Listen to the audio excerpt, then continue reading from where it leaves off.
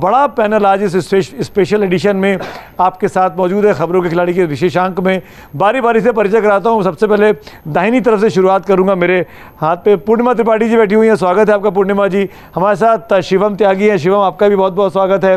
राज बिहारी जी हैं। Raj Bihari ji, welcome to the show. Praveen Tiwari हमारे साथ, हमारे साथी बने हुए हैं। जयदीप कर्णिक हमारे साथ हैं। विनोद जी सीनियर जर्नलिस्ट हमारे साथ हैं। पंकज शर्मा जी हमारे साथ हैं। Thank you so Pankaj ji. Aditi पहली बार हमारे साथ है। अदिति अनंत नारायण नाम है इनका। अंग्रेजी की पत्रकार हैं लेकिन हिंदी बहुत अच्छा बोलती हैं। और प्रेम कुमार जी हमारे साथ है। स्वागत है आपका प्रेम कुमार जी। प्रेम कुमार जी, आपके पैर में चोट लगी है इसलिए मैं आपके पास आराम से आता हूँ। आप थोड़ा आराम करिए, सुस्ताइए। कुछ टिप्पणियाँ ले लेता हूँ। पंकज जी, आपने कहा था, आप ही से शुरू करूँगा क्योंकि कांग्रेस पार्टी सरकार बना रही है, कांग्रेस पार्टी चुनाव जीत रही है, कांग्रेस पार्टी चुनाव जीत गई है। जीत की एक सबसे बड़ी वजह क्या है और भारतीय जनता पार्टी की हार की एक सबसे बड़ी वजह क्या है? पंकज जी ने अपने कार्यक्रम में ये भविष्यवाणी की थी पिछले कार्यक्रम में कि कांग्रेस पार्टी वहाँ चुनाव जीत के सरकार बनाएगी। इसीलिए यही तो शुरू किया मैंने। कांग्रेस पार्टी की जीत का सबसे बड़ा कारण ये है कि इस बार सब लोग मिलकर चुनाव लड़े, फोकस तरीके से रणनीति बनी। केंद्रीय नेताओं के साथ साथ प्रदेश के सारे नेताओं ने चुनाव प्रचार किया।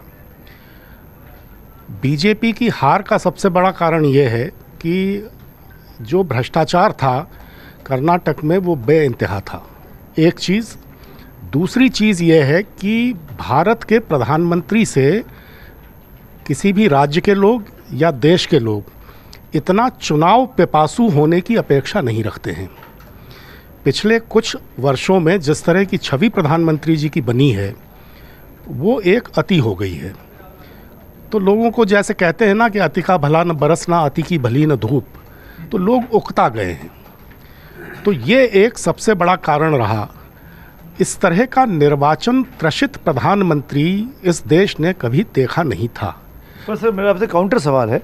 प्राइम मिनिस्टर हैं लेकिन बीजेपी के नेता भी हैं, अपनी पार्टी के लिए प्रचार नहीं करेंगे, अपनी पार्टी के लिए कैंपेन नहीं करेंगे तो कौन करेगा उनको? और वो सबसे बड़े क्राउड पुलर भी हैं।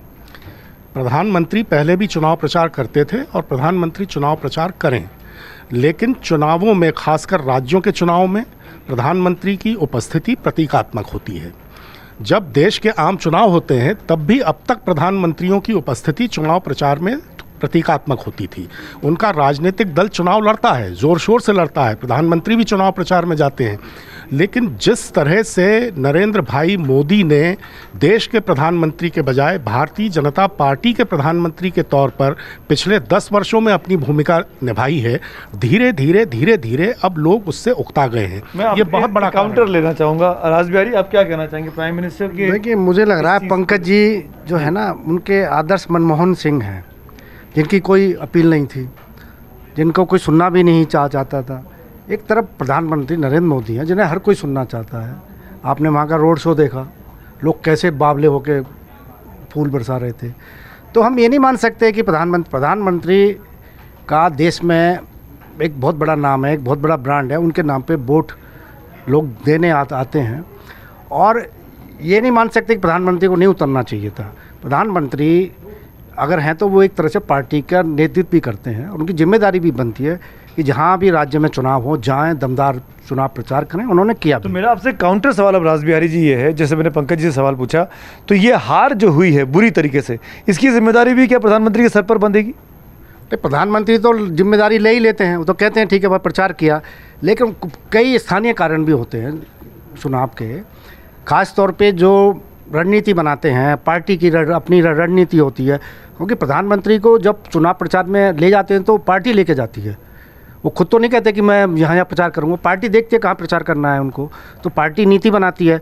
और ख़ास तौर पे देखिए, नड्डा जी की हार है, रणनीति नड्डा जी की तरफ से खराब हो गई। ये देखिए क्या है कि जिस तरह से मल्लिकार्जुन खड़गे का इस गृह राज्य है, उसी तरह भारतीय जनता पार्टी के संगठन महामंत्री हैं BL संतोष, उनका भी गृह राज्य है। और ज़्यादातर रणनीति वही बना रहे थे, क्योंकि ये माना जाता है कि अध्यक्ष से जिम्मेदारी संतोष जी की ज़्यादा है कि नड्डा जी की ज़्यादा? आप जिम्मेदारी तो पूरी पार्टी की है, क्योंकि जिन लोगों ने येदियुरप्पा को हटाकर और बासवराज बोम्मई को मुख्यमंत्री बनाया, उनकी भी जिम्मेदारी है कि बासवराज बोम्मई इतने कमज़ोर मुख्यमंत्री साबित हुए कि वो येदियुरप्पा जो एक उदारवादी नेता की छवि थी उनकी, ना वो उदारवादी नेता की छवि बना पाए, ना हिंदुत्व की छवि बना पाए। जी जानकारी दर्शकों को दे दूं जी कि आप भी इंतजार कर रहे थे, हालांकि बहुत संक्षेप में राहुल गांधी बोलकर गए हैं, लाइव आए अभी, और जीत के बाद ये पहली टिप्पणी, इसलिए दर्शकों को बताना बहुत जरूरी है।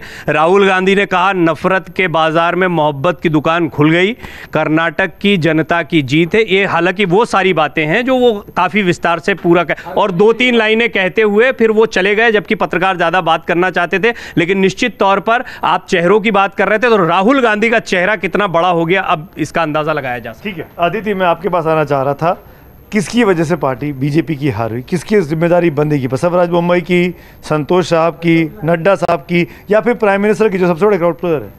कहीं ना कहीं सुमित जी, ये सेंट्रल लीडरशिप की गलती है। भाजपा का जो एक एक्सपर्टीज रहा है वो है कास्ट कैलकुलस। उत्तर प्रदेश में देखें, आप नॉर्थ ईस्ट में देखें, कास्ट कैलकुलस पे हमेशा 100% उनकी स्ट्राइक रेट रहा है। इस बार कास्ट कैलकुलस बिगड़ा। अगर आप देख रहे हैं अभी आंकड़े, लिंगायत वोट शेयर बीजेपी से भटका, वो एक बीजेपी के लिए बहुत ही अलर्टिंग सिचुएशन है। क्यों भटका? क्या वो इसलिए भटका क्योंकि येडियुरप्पा का जो अनसेरेमोनियस एग्जिट हुआ था पिछले साल, क्या ये उसकी वजह से हुआ? क्या ये उसकी वजह से हुआ कि करप्शन चार्जेस जो कांग्रेस ने बढ़ा चढ़ाकर बोले, कहीं ना कहीं वो जो मठ के आला नेता है या जो सीयर्स हैं उन पे भी कहीं ना कहीं वो इम्पैक्ट पड़ रहा था। जैसे मैं पहले बता रही थी सुमित जी, पिछले साल जब येडियुरप्पा, जब वो मुख्यमंत्री थे, प्रधानमंत्री से मिलने दिल्ली आए थे, उनसे सबने पूछा कि आप पे दबाव डाला जा रहा है कि आप मुख्यमंत्री की पोजीशन से उतर जाए। उन्होंने कहा नहीं। जैसे ही वो बेंगलुरु पहुंचे, इमीडिएटली अगले दिन सारे मठ के जो सीयर्स हैं उनसे मिलने आ गए। कहीं ना कहीं वो एक सिग्नल होना चाहिए था भाजपा के लिए कि उनका डिसीजन गलत हुआ है। 80% से ज्यादा मुस्लिम ने कांग्रेस को वोट दिया है, लिंगायत के वोट्स बट चुके हैं, वोक्कालिगा डीके शिवकुमार की वजह से मैक्सिमम वोट्स गए हैं कांग्रेस की तरफ से। सो सबसे बड़ी गलती जो इस बार बीजेपी ने करी है वो है कास्ट कैलकुलस को उन्होंने अंडर एस्टिमेट। इंटरेस्टिंग बात है, कास्ट कैलकुलस ही वजह है या करप्शन, बेरोजगारी, जिन मुद्दों को कांग्रेस ने उठाया और भुनाया? सुमित जी, जीत हार के लिए कोई एक मुद्दा नहीं होता है। सबसे बड़ी जिम्मेदारी जो पहले आप अभी सबसे पूछ रहे थे, मुझे तो लगता है प्रधानमंत्री मोदी और अमित शाह जी की है, क्योंकि इन दोनों नेताओं ने मिलकर मुद्दों को भटकाने का काम किया। जिन मुद्दों पे वहाँ की लोकल यूनिट इनिशियली प्रचार करना चाह रही थी, उसको हटा के इन्होंने कम्युनल एंगल से बजरंग बली और पता नहीं क्या क्या मुद्दे लेकर आए और जनता का ध्यान उससे हटाने की कोशिश की। दूसरा, जो कास्ट कैलकुलस की बात बिल्कुल सही है, लिंगायत और वोक्कालिगा वोट बटा है, और लेकिन मुस्लिम्स का कंसोलिडेशन इस बार जो जेडीएस के पक्ष में भी काफ़ी हद तक रहता था, वो बिल्कुल अब कांग्रेस के पीछे हुआ है, ये बात सामने आ रही है। तो ये सारे मुद्दे मिलके हैं। दूसरा, कांग्रेस की जो प्रचार नीति रही वो बहुत अच्छी रही। उन्होंने सिर्फ मुद्दों पे फोकस किया और भटकाने की कोई कोशिश कहीं से भी हुई उस पर ध्यान नहीं दिया। दूसरा, as a Priyanka Gandhi factor थी कि नहीं थी इस चुनाव में? बिल्कुल थी, प्रियंका गांधी फैक्टर थी। राहुल गांधी की भारत जोड़ो यात्रा से जो कनेक्ट शुरू हुआ था वो फैक्टर था। खड़गे जी का वहाँ से आना उस राज्य से, वो भी फैक्टर था। और overall Congress as a team लड़ी वहाँ पे, आपस में ये एक दूसरे से नहीं लड़के, ये इन्होंने बीजेपी से लड़ाई की, तो वो फायदा पहुँचाया। शिवम, मैं आपका इस पर व्यू जरूर जानना चाहूँगा, which is very critical also, कि बीजेपी ने डिवाइसिव पॉलिटिक्स करी। उसके एग्जाम्पल के साथ, जैसे मुस्लिमों का आरक्षण बंद कर दिया, उसकी घोषणा की, फिर बजरंग दल को बजरंग बली से रिप्लेस किया। हम लोगों ने इस पर डिबेट भी किया खबरों के खिलाड़ी में 1 हफ्ते पहले, 2 हफ्ते पहले। क्या आपको लगता है कि इसी वजह से हार हुई? कर्नाटक की जनता आपकी बातों में नहीं आई? मुझे लगता है कि जिस हिसाब से बीजेपी सोच रही थी कि उनको अफेक्टिवली इसका फ़ायदा मिलेगा, इसका उल्टा रिवर्स पॉलराइजेशन हुआ। 80% वोट एक समुदाय का कांग्रेस को गया है। जाहिर है नुकसान सबसे ज़्यादा जेडीएस को हुआ है। वोट शेयर हालांकि भारतीय जनता पार्टी का ऑलमोस्ट सेम है, लेकिन स्टिल हार है। जहाँ तक बात डिविसिव पॉलिटिक्स की है, मुझे लगता है कर्नाटका वो जगह रही है जहाँ पर स्कूल में बच्चों के बुर्का पहनने से लेकर तमाम चीज़ें जो हैं ऊपर तक गई हैं।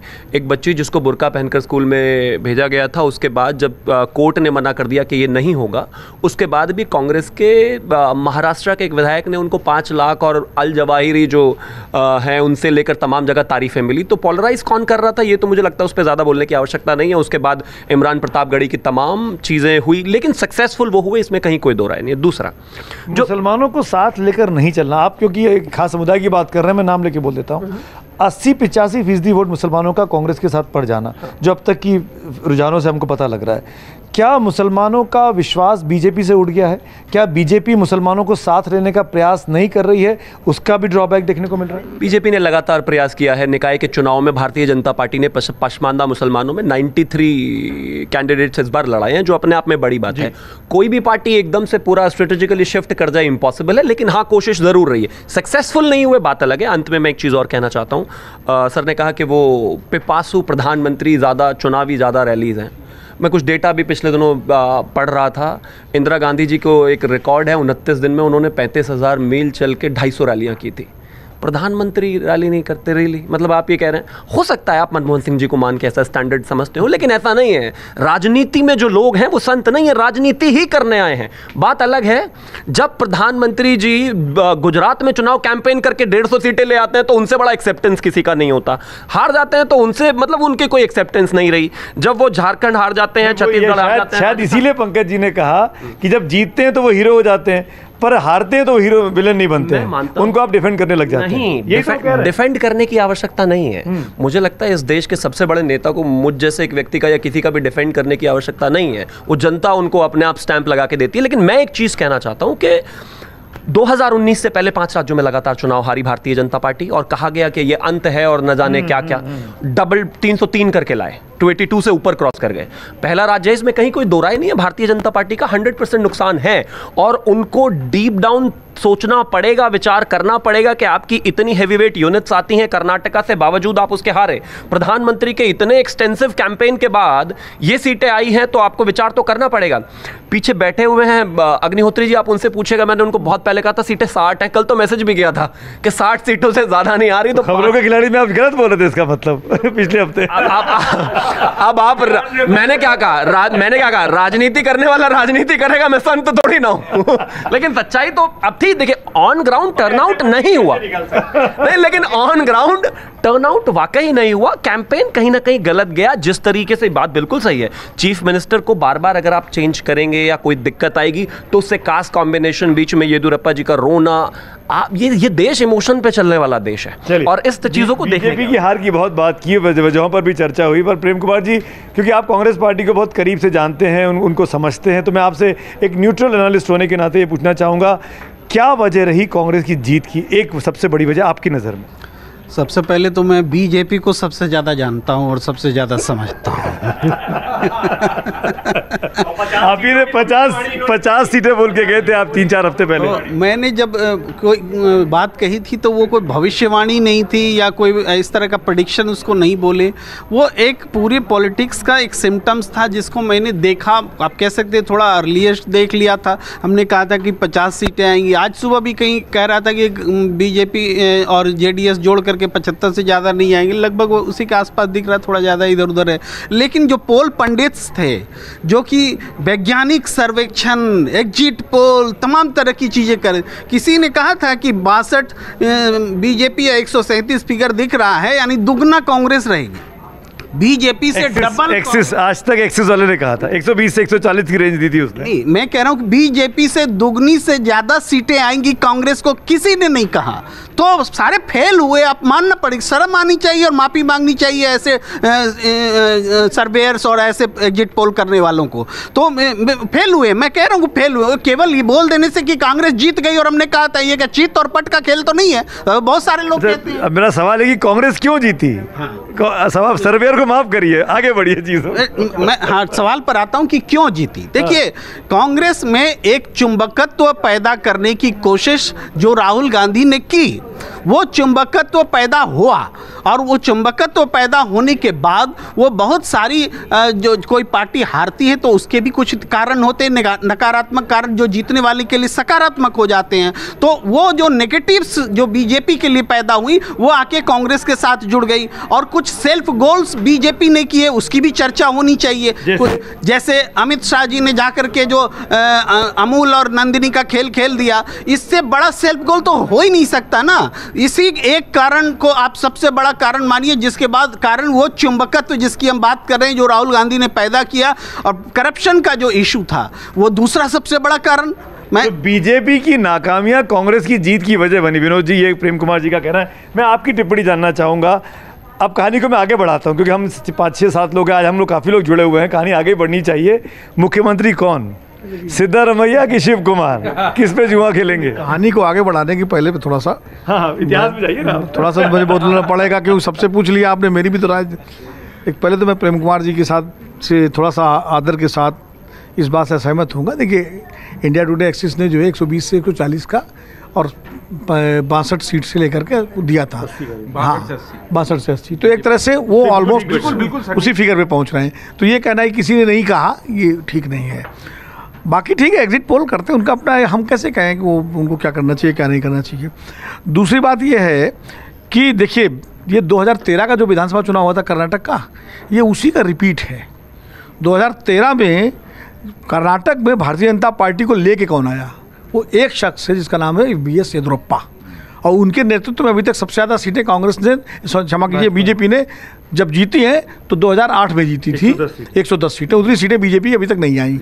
मोदी जी के प्रखर तेज में 2018 में जब चुनाव हुए थे, जब बिल्कुल उनका वो चल रहा था, जिसको कहते हैं लोकप्रियता का पीक, तब 104 सीटें आई थी, और अब 62-63 जो भी आ रही हो।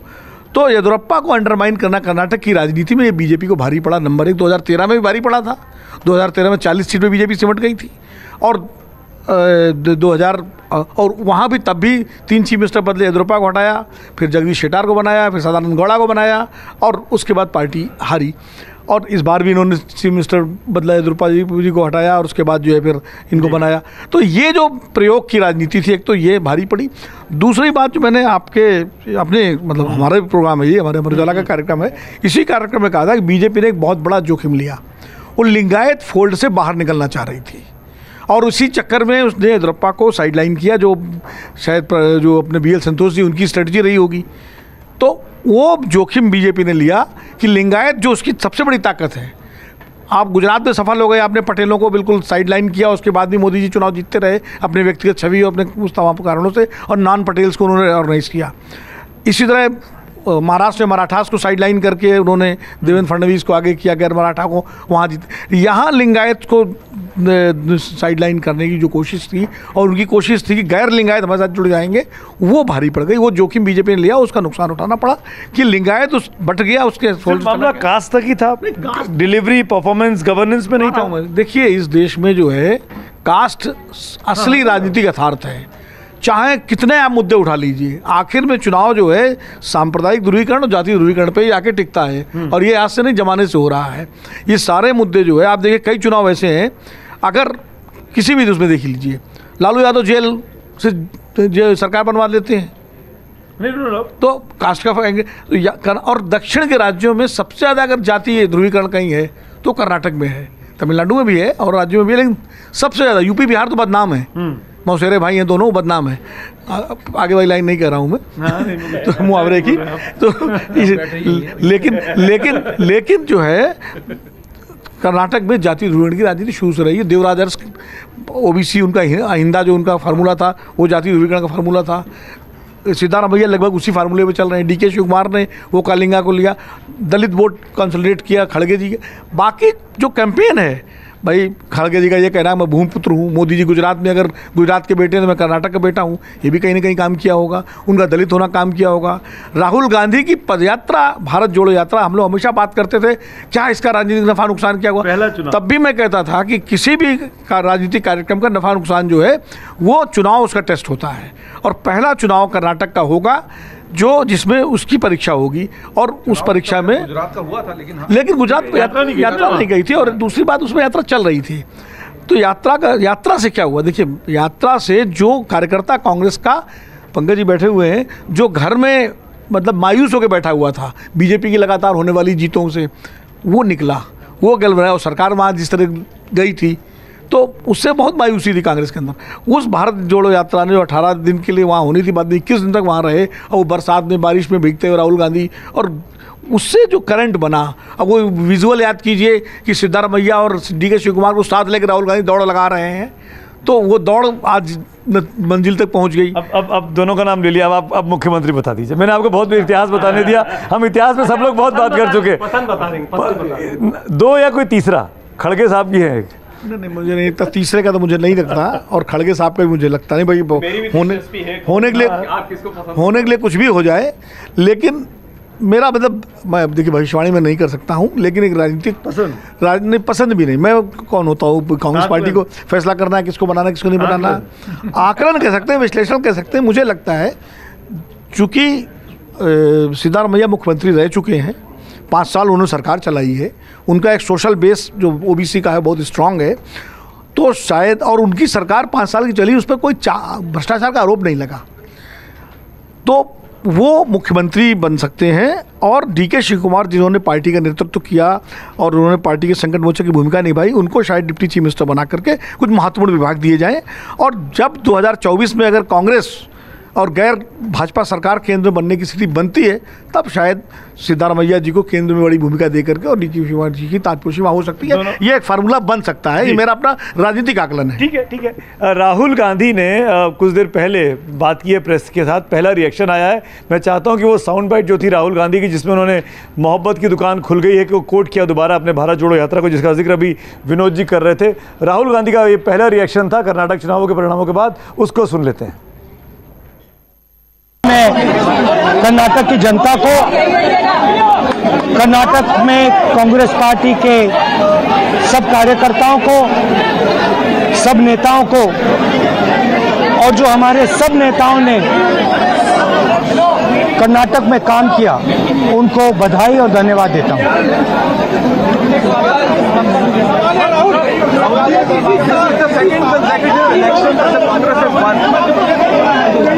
देखिए कर्नाटक के चुनाव में एक तरफ क्रोनी कैपिटलिस्ट की ताकत थी, दूसरी तरफ गरीब जनता की शक्ति थी, और शक्ति ने ताकत को हरा दिया। और यही हर स्टेट में होगा। कांग्रेस पार्टी कर्नाटक में गरीबों के साथ खड़ी हुई, हम गरीबों के मुद्दों पर लड़े, और मुझे सबसे अच्छी बात यह लगी कि हमने नफरत से, गलत शब्दों से ये लड़ाई नहीं लड़ी, हमने मोहब्बत से, प्यार से, दिल खोल के ये लड़ाई लड़ी। और कर्नाटक की जनता ने हमें दिखाया कि ये देश इस देश को अच्छी लगती है।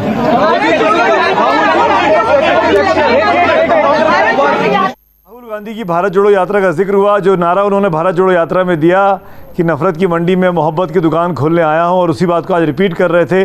तो क्या, मेरा यही सवाल है जयदीप अब आपसे, क्या यही कैंपेन होने वाला है 2024 के लिए भी कांग्रेस पार्टी का, जिन्होंने आज इस बात को दोहराया है? 2-3 बातें कहना चाहूँगा सुमित। सबसे बड़ी बात तो ये है कि कांग्रेस को एक संजीवनी मिली है, जिसकी बहुत ज़्यादा दरकार थी। हिमाचल चुनावों के बाद कर्नाटक को जीत लेना बड़ी बात यह है कि आप देखिए पूरे चुनाव में मैच फंस जाएगा, कम होंगे ज़्यादा होंगे, इसकी बात होती रही। इसके लिए अंक आपको देने पड़ेंगे भाजपा को, क्योंकि जीता हुआ मैच हम मान रहे थे कांग्रेस के लिए, और वो अचानक बजरंगबली वगैरह आए तो पसीने छूट रहे थे और लग रहा था पता नहीं। एग्जिट पोल आने के बाद भी लगातार गठबंधन की कोशिशें और बातें हो रही थी। इसका प्रियंक खड़गे अगर जा रहे हैं, बात कर रहे हैं, तो कहीं ना कहीं इस बात के नंबर आपको जो माइंड गेम खेला है भाजपा ने, उसके लिए उनको देने पड़ेंगे कि उन्होंने जीते हुए मैच वाले को भी ये सोचने में कहीं मैं हार तो नहीं रहा हूँ। तो ये जैसा अभी ये खुद शिवम जी देखिए मुस्कुरा रहे हैं, तो शुरू से सबको पता था। 2-3 महीने पहले की बात याद कीजिए, जब हम इसी मुद्दे पर चर्चा कर रहे थे तो हमने माना था कि सबसे मजबूत स्थिति में कर्नाटक में ही है कांग्रेस, और अगर वहां हार जाती है तो इसका मतलब है कि कांग्रेस का आगे कोई भला नहीं कर सकता, क्योंकि आप अपना जीता जिताया मैच कैसे हारते हो ये सबक मिलेगा। तो ऐसा नहीं हुआ, इसके लिए कांग्रेस को पूरे नंबर भला हो सकता है कांग्रेस का जीते हुए मैच को वापस माइंड गेम से अपनी पाले में करने की कोशिश जो भाजपा ने की, लेकिन केवल माइंड गेम से, रणनीति से, केवल जातीय समीकरण से भी चुनाव नहीं जीते जाते। ये भी सबक हमको इस चुनाव से मिलता है। आप 1 नंबर से 11 नंबर तक सचिन तेंदुलकर को ही नहीं खिला सकते, इसीलिए हर तरफ हर जगह मोदी जी को नहीं लड़वा सकते। आपको स्थानीय मुद्दे समझने पड़ेंगे। गुजरात आपका होम टर्फ है, आप उसको अच्छे से समझ गए, इसलिए 1.5 साल पहले आपने सर्जरी की सब, लेकिन बंगाल आपका टर्फ नहीं था। तमाम दुनिया की ताकत आपने लगाई, लेकिन ममता दीदी के किले को आप नहीं भेद पाए। ऐसे ही कर्नाटक आपका होम टर्फ नहीं है। पहले येदियुरप्पा जी का अतिमोह, फिर उनसे मोहभंग और फिर अनमना सा मोह जो उनसे हुआ, मुझे लगता है वो भी येदियुरप्पा, जो अभी विनोद जी कह रहे थे ना कि उनको दूर कर दिया, नहीं, बाद में तो टिकट बंटवारे में उनकी बहुत बड़ी भूमिका रही है। उसी से तो शेट्टार नाराज भी हुए ना, और उन्होंने शेट्टार को यह तक कह दिया कि मैं खून से लिख कर दे सकता हूं ये चुनाव, और हरा भी दिया। इसका मतलब विनोद जी, बल्कि मैं ये कहूंगा कि पहले मोहभंग, शुरुआत में अतिमोह जिसकी वजह से आप 104 पे आए, और 2008 में जो 110 भी आई थी जिसकी हम बात कर रहे थे, फिर मोहभंग, और फिर अनमनीय स्थिति में ऐसा मोह जो ना इधर का लेक छोड़ा ना उधर का छोड़ा। ये दो नावों की सवारी कभी सूट नहीं करती। जी जी, देखिए, चाहे कांग्रेस हो चाहे भारतीय जनता पार्टी, जब जब उनका स्थानीय नेतृत्व कमजोर होता है तो पार्टी हारती है। और जब स्थानीय नेतृत्व, देखिए, जो सेंट्रल लीडरशिप है वो धक्का लगा सकती है, गाड़ी चलाने वाला तो लोकल ड्राइवर चाहिए। प्रवीण, छोटी सी बात, अभी क्योंकि हम आने ही वाले हैं, कर्नाटक अब खत्म होते होते मध्य प्रदेश, राजस्थान और छत्तीसगढ़ के चुनाव चर्चा में आएंगे। आप याद कीजिए 2018 के मध्य प्रदेश के चुनाव को, शिवराज सिंह चौहान को लेकर वही अनमनापन, शुरुआत में उनको बैकफुट पर लगा, ऐसे वो मंदसौर में जो गोलीकांड हुआ था किसानों को लेकर, ये तय ही नहीं कर पा रहे थे कि उसकी वजह से आज कर्नाटक ये मध्य प्रदेश जाते जानता हूं मैं, सर में आऊंगा मैं खाली पूरी बात हो नहीं पाई थी, आगे भी लोग, हाँ नहीं, कि इस समय भारतीय जनता पार्टी शासित राज्यों में सिर्फ एक ही मुख्यमंत्री ऐसा है जिसकी अपनी हैसियत है, वह योगी आदित्यनाथ, और नगर निगम के जो स्थानीय निकाय चुनाव परिणाम है वो इस बात को बता रहे हैं। जी चलिए प्रवीण, मुख्यमंत्री कौन, सिद्धरामैया कि शिव कुमार? मैं कर्नाटक के साथ साथ में खबरों के खिलाड़ी की बात करना चाहूँगा बहुत संक्षेप में। पूर्णिमा जी, पंकज जी, प्रेम कुमार जी, विनोद जी, 4 लोगों की भविष्यवाणियां थी। अशोक वानखेड़े भी जोड़ लीजिए, थे दिन भर से सुबह से साथ में थे, फिर लेकिन हालांकि उन्होंने बहुत सारे करेक्शन करे अपनी बातों में और बाद में उनको लगा कि वो और फिर शिवम त्यागी जी, ये भी लगातार बने रहे, कई जगहों पर रहे। बजरंगबली का मुद्दा उठा था, बजरंगबली का मुद्दा जो है वो सेंटिमेंट से जुड़ा हुआ, इस पर बात हुई थी, आपने मुझसे सवाल किया चलेगा नहीं चलेगा, मैंने कहा था कि नहीं चलेगा। जब सबने अपनी अपनी भविष्यवाणी रखी तो हमारी भी ये भविष्यवाणी थी, और इन लोगों की 4 लोगों की भविष्यवाणियाँ भी कार्यक्रम में सही साबित हुई हैं। मेरे हिसाब से जिस अंदाज में डी शिव कुमार सामने आए प्रेस कॉन्फ्रेंस में, फट कर रो पड़े। ये भी बता दूं मैं दर्शकों को कि वो भी आप देख पा रहे होंगे अमर उजाला के प्लेटफॉर्म्स पर कि किस तरीके से शिव कुमार भावुक हो गए, बहुत रोए हैं शिव कुमार जब इस जीत की घोषणा करने आए। और उनसे पहले आ गए थे सिद्धारमैया भी आए प्रेस के बीच में। तो इन दोनों में मुझे ऐसा लगता है कि भारत जोड़ो यात्रा की का श्रेय जो है वो शिव कुमार को दिया गया है, और शिव कुमार ने मेहनत की है, तो देखना बहुत दिलचस्प होगा। लेकिन अगर पिक की बात होगी, हालांकि ये तो तय करना, जैसा विनोद जी ने कहा कांग्रेस को तय करना है, लेकिन शिव कुमार एक अच्छी चॉइस हो सकते हैं। विनोद जी ने कहा कि वो क्योंकि अनुभवी है, इसलिए मैं कह रहा हूं उनको मौका मिल चुका है, इसलिए अब शिव कुमार को मौका मिल रहा है। सर, शिव कुमार के साथ जो उनके एक दिक्कत ये है कि शिव कुमार पे जो मामले चल रहे हैं ना, करप्शन केसेस, चीफ मिनिस्टर बनने के बाद अगर सेंट्रल गवर्नमेंट उनको उनकी चूड़ी टाइट करने लगेगी तो कर्नाटक में दिक्कत हो सकती है, ये भी एक इशू हो सकता है। ये मैं पंकज जी से पूछ लेता हूँ। पंकज जी, आप सबसे अच्छी वॉइस आप ही हैं, कौन मुख्यमंत्री बन सकता है, किसकी ज़्यादा चांसेस है? देखिए, अभी मुख्यमंत्री कोई भी बने, कर्नाटक में कांग्रेस का भावी चेहरा डीके शिव कुमार है। अच्छा, आज हूँ, 1.5-2 साल बाद हूँ, जब हूँ, कांग्रेस की राजनीति अब डीके शिव कुमार के चेहरे के आसपास आने वाले कुछ समय ज़रूर चक्कर लगाएगी। क्या आप इसलिए कह रहे हैं कि वोकलिंगा कम्युनिटी से वो आते हैं, और जेडीएस से वोकलिंगा कम्युनिटी का जो मोह भंग हुआ है, कम से कम आज के परिणाम जो दिखा रहे हैं, क्या इसलिए कांग्रेस को लगता है कि लिंगायत तो हमारे पास वैसे भी पूरी तरह नहीं आ सकते, कम से कम एक कम्युनिटी हमारे साथ जुड़ जाए? ये भी एक कारण हो सकता है, लेकिन पिछले कुछ समय में कांग्रेस को लेकर कर्नाटक में डीके शिव कुमार की जो भूमिका रही है, जितनी मेहनत रही है, और जिस तरह का भाव उनके साथ जुड़ा है राज्य में, वो एक बहुत बड़ा कारण है। सिद्धारमैया जी अपनी जगह हैं, और ये भी हो सकता है कि फ़िलहाल कमान वो संभालें, लेकिन जैसा मैंने कहा कि भावी नेता और कांग्रेस का भावी चेहरा कर्नाटक में डीके शिव कुमार अब आने वाले काफ़ी समय रहने वाले हैं। एक और सवाल मैं आपसे पूछना चाहूँगा, कांग्रेस के नेताओं की जो रिएक्शंस आए, शिव कुमार साहब के भी और सिद्धरामैया के भी, उन दोनों ने बीजेपी के टॉप लीडर्स नरेंद्र मोदी और अमित शाह का नाम लिया कि ये उनका फेलियर है, वो पूरी तरीके से नाकामयाब हो गए हैं, जनता का मोह भंग हो गया है। इस पर आपके कमेंट? हाँ, तो ये बात तो सही है ना, चुनाव लड़ रहे थे नरेंद्र भाई मोदी, अमित शाह भी उसके बाद। नरेंद्र भाई मोदी ने कहा कि जय बजरंग बली बोलना और बटन दबाना, लोगों ने जय बजरंग बली बोला और कांग्रेस के लिए बटन दबा दिया। तो ये जो बजरंग दली को बजरंग बली से जोड़ने की जो एक ये उनकी हताशा का एक्चुअली द्योतक था। तो मैं ये कह रहा था कि ये हताशा थी और समझ में आ गया था भारतीय जनता पार्टी के केंद्रीय नेतृत्व को कि बुरी तरह कर्नाटक का चुनाव हार रहे हैं। इंपॉर्टेंट बात बोली, इस पर रिएक्शन शिवम मैं आपका जरूर लेना चाहूँगा। हमने इस पर चर्चा भी की और शायद पूर्णिमा जी ने कहा था अपने शो में कि ये बीजेपी को लगा कि भागते भूत को एक लंगोट मिल गई कि भाई एक ऐसा मामला कांग्रेस ने दे दिया है जिस पे हम चीज़ों को पोलराइज कर सकते हैं। बजरंग दल की बात की बैन करने की, आपने उसको बजरंग बली से जोड़ दिया कि बजरंग बली को बंद करना चाहते हैं, कैद करना चाहते हैं। क्या मिस इंटरप्रेट कर लिया? क्या पूरी तरीके से स्ट्रेटजी फेल हो गई? कर्नाटक जैसी एक जनता आबादी जो मोरलेस एजुकेटेड है कंपेयर टू नॉर्थ, मोरलेस ज़्यादा जिसके पास ग्लोबल विजन ज़्यादा है, आपने उसको मिस इंटरप्रेट कर लिया। Is it so? तो राम को काल्पनिक मानने वाले आज हनुमान को मान रहे हैं, इसमें भी हम अपनी जीत ही देखेंगे। वैसे तो खैर बजरंग बली माने तो सही, ये भी अच्छी बात है, वरना तमाम बयान तो आए दिन आते ही रहते हैं इनके। अभी जो बिहार में भी एक सरकार चल रही है, वहाँ पर भी रोज़ रामचरितमानस को लेकर तमाम बयान आते रहते हैं। तो कितनी आस्था इनकी है वो तो ठीक है, मुद्दा नहीं चला, इसमें कहीं कोई दो राय नहीं। और ये बात बिल्कुल सच है कि जब आप चुनाव हारते हैं तो कोई एक चीज़ काम कर गई वैसा नहीं है, तमाम जगहों पर दिक्कत तो है, विश्लेषण तो करने की आवश्यकता है भारतीय जनता पार्टी को और करना ही पड़ेगा। जहाँ तक बात स्टेट लीडरशिप की बात है, हाँ बिल्कुल ये एक इंपॉर्टेंट रोल है। आने वाले समय में ये चीज़ और ज़्यादा व्यापक होती जाएगी। जहाँ जहाँ स्टेट लीडरशिप्स अच्छी रही हैं, शायद प्रधानमंत्री जी का जो विजन है उसको रेप्लिकेट करने के लिए नीचे जो लोग आपको चाहिए वो होना बहुत ज़रूरी है। और ये बीजेपी भी इस बात को बहुत अच्छे तरीके से मानती है। तो कहीं ना कहीं ये चीज़ है। जहाँ तक बात कांग्रेस की मैं ओवरऑल करूँ कि भाई किस तरीके से चीज़ें चली नहीं चली, मेरा निजी तौर पर मानना है अब क्या है कि जीत गए हैं तो सबको राहुल जी को क्रेडिट करना है।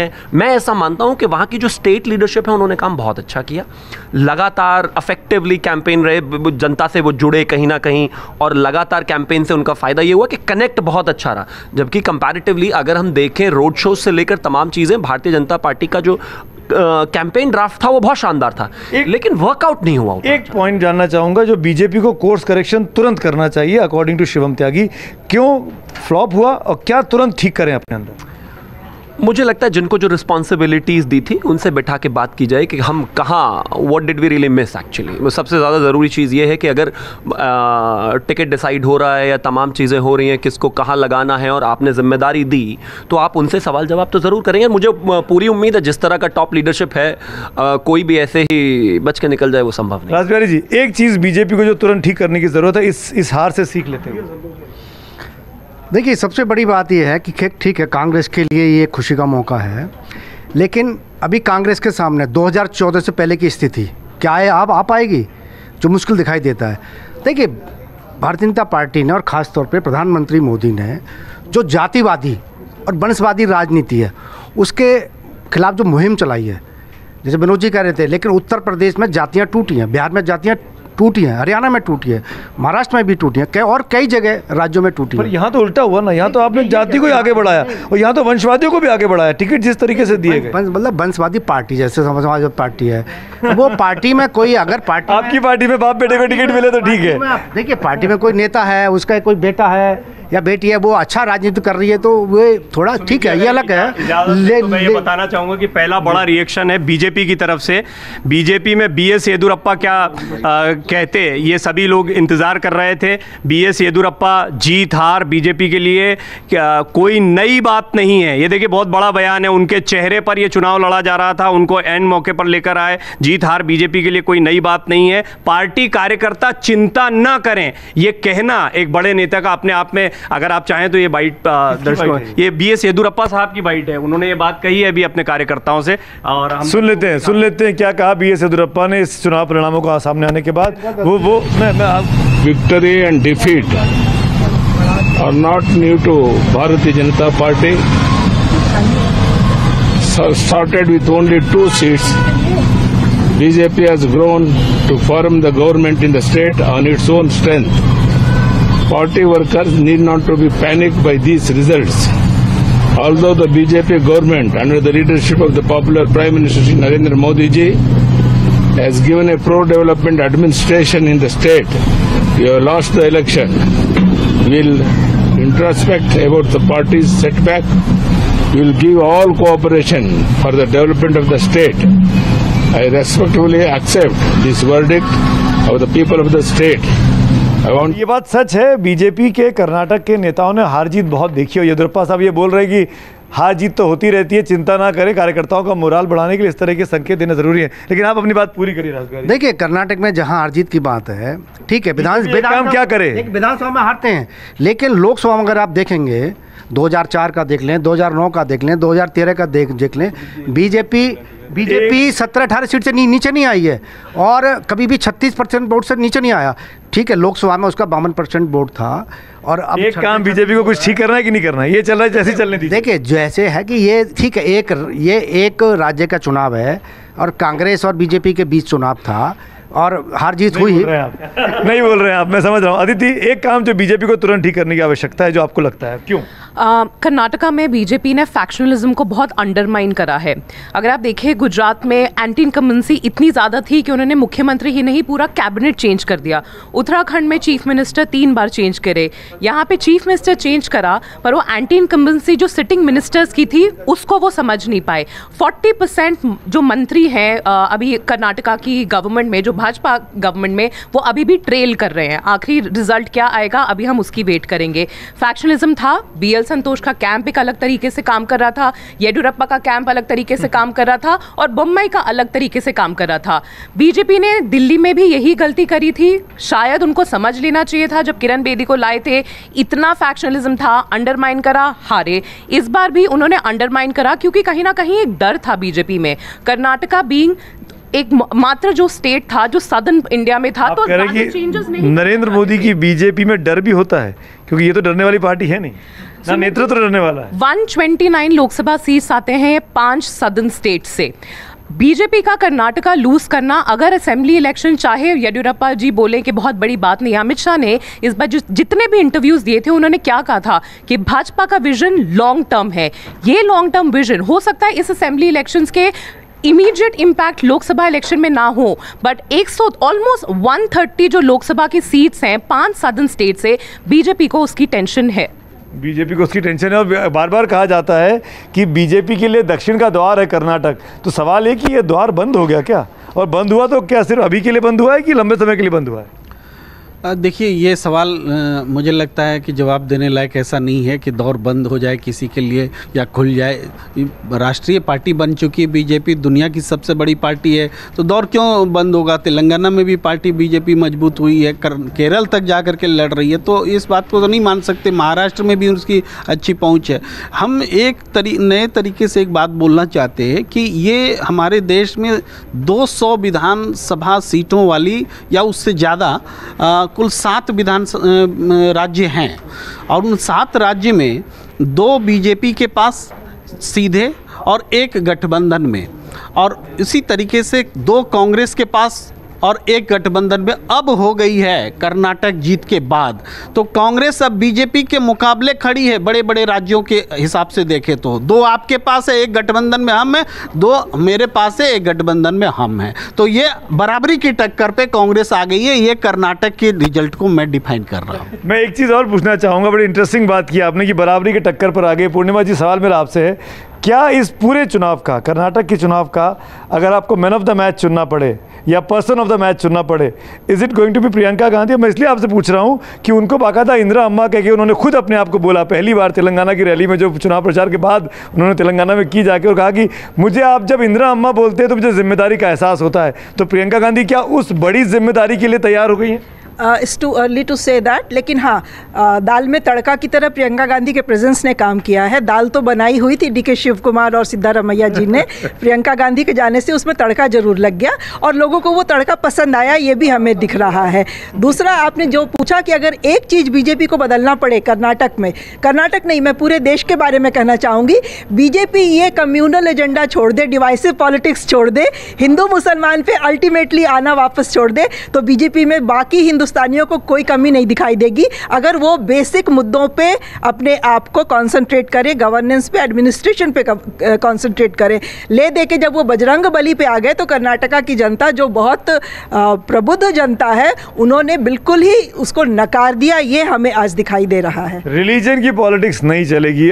पीछे जब बेंच बैठी ना, भाई क्लास में बोलते हैं सबसे अधिक बदमाश बच्चे वहीं बैठते हैं, तो इस खबरों के खिलाड़ी पे भी जो पीछे तीनों आदमी बैठे हुए हैं वो सबसे अधिक बातें कर रहे हैं और मुझे बात नहीं करने दे रहे। देखिए, आपने एक सवाल जो राज बिहारी जी से पूछा, अदिति जी से पूछा कि बीजेपी को क्या कोर्स करेक्शन करना चाहिए। देखिए, बीजेपी में संगठन महासचिव सबसे महत्वपूर्ण पद होता है अध्यक्ष के बाद, और संघ, राष्ट्रीय संयोजक संघ और संगठन और भाजपा के बीच में वो सेतु होता है वो, और जो संघ के प्रभारी होते हैं जो पार्टी देखते हैं। इस पार्टी में गोविंदाचार्य, सुंदर सिंह भंडारी, ये आपके ये संजय जोशी, रामलाल जी और खुद मोदी जी, ये लोग जब थे इस जिम्मेदारी पर तो कितना कार्यकर्ताओं से मिलते थे, कितना इनका ओपन रहता था। गोविंदाचार्य तो पंकज जी बैठे हुए, हम लोग दफ्तर में नवरा टाइम्स में आके बैठ जाते थे, कितना, तो उस तरह का एक खुलापन, रामलाल जी मिलते थे, वो खुलापन इस समय नहीं है संगठन महासचिव के स्तर पर। मेरा किसी से आज तक मिला भी नहीं व्यक्ति के, और ये शिकायत कार्यकर्ता और पार्टी के संगठन के लोग करते हैं। शिकायत आपकी ज़्यादा लग रही है कि हमसे नहीं मिले वो। नहीं, मैं तो जाता ही नहीं, मैं तो कोई आजकल बीट तो कवर करता नहीं हूँ, और मेरा उनसे कोई न झगड़ा है न प्रेम है। मैं एक जो भारतीय जनता पार्टी के तमाम सारे नेता मिलते हैं हम लोगों से, कार्यकर्ता मिलते हैं, जो तमाम मित्र लोग हैं वो इस तरह की शिकायत करते हैं।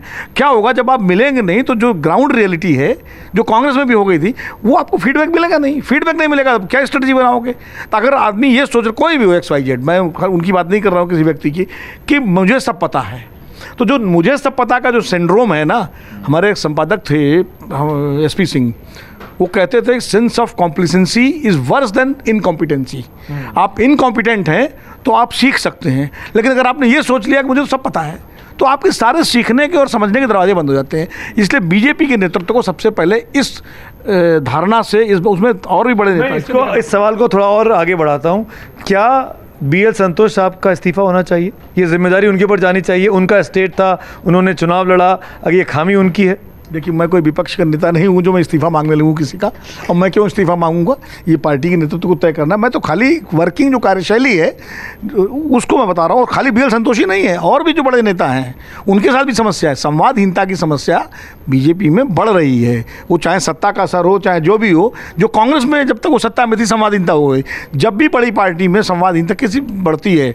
और देखिए, कांग्रेस और बीजेपी, भले कांग्रेस एक प्रथम परिवार पर आधारित पार्टी जरूर है, लेकिन बड़ी पार्टी, कार्यकर्ताओं का एक बड़ी, आप क्षेत्रीय पार्टियों को छोड़ दीजिए, समाजवादी पार्टी और RJD, वो बिल्कुल वन मैन शो पार्टी है।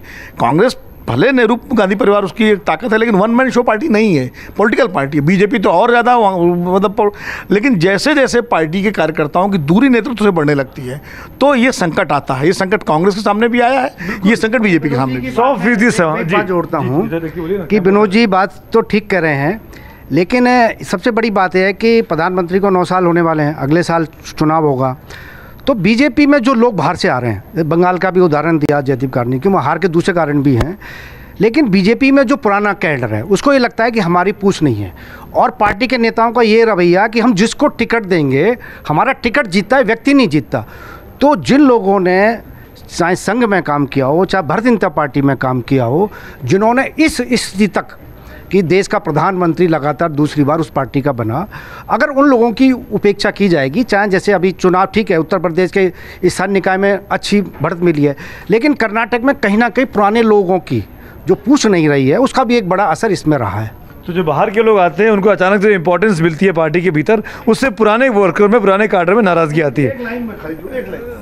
पूर्णिमा जी ने कहा कि दाल जो है वो DK शिव कुमार और इन्होंने पका दी थी, सिद्धारमैया ने, प्रियंका ने तड़का लगाया। अरे चूल्हा तो राहुल गांधी ने जलाया था भारत जोड़ो यात्रा करके, तो उसको तो क्रेडिट दो। दाल तो तभी पकेगी जब चूल्हा जलेगा। जीत और हार के दोनों के बहुत बहुत से कारण होते हैं,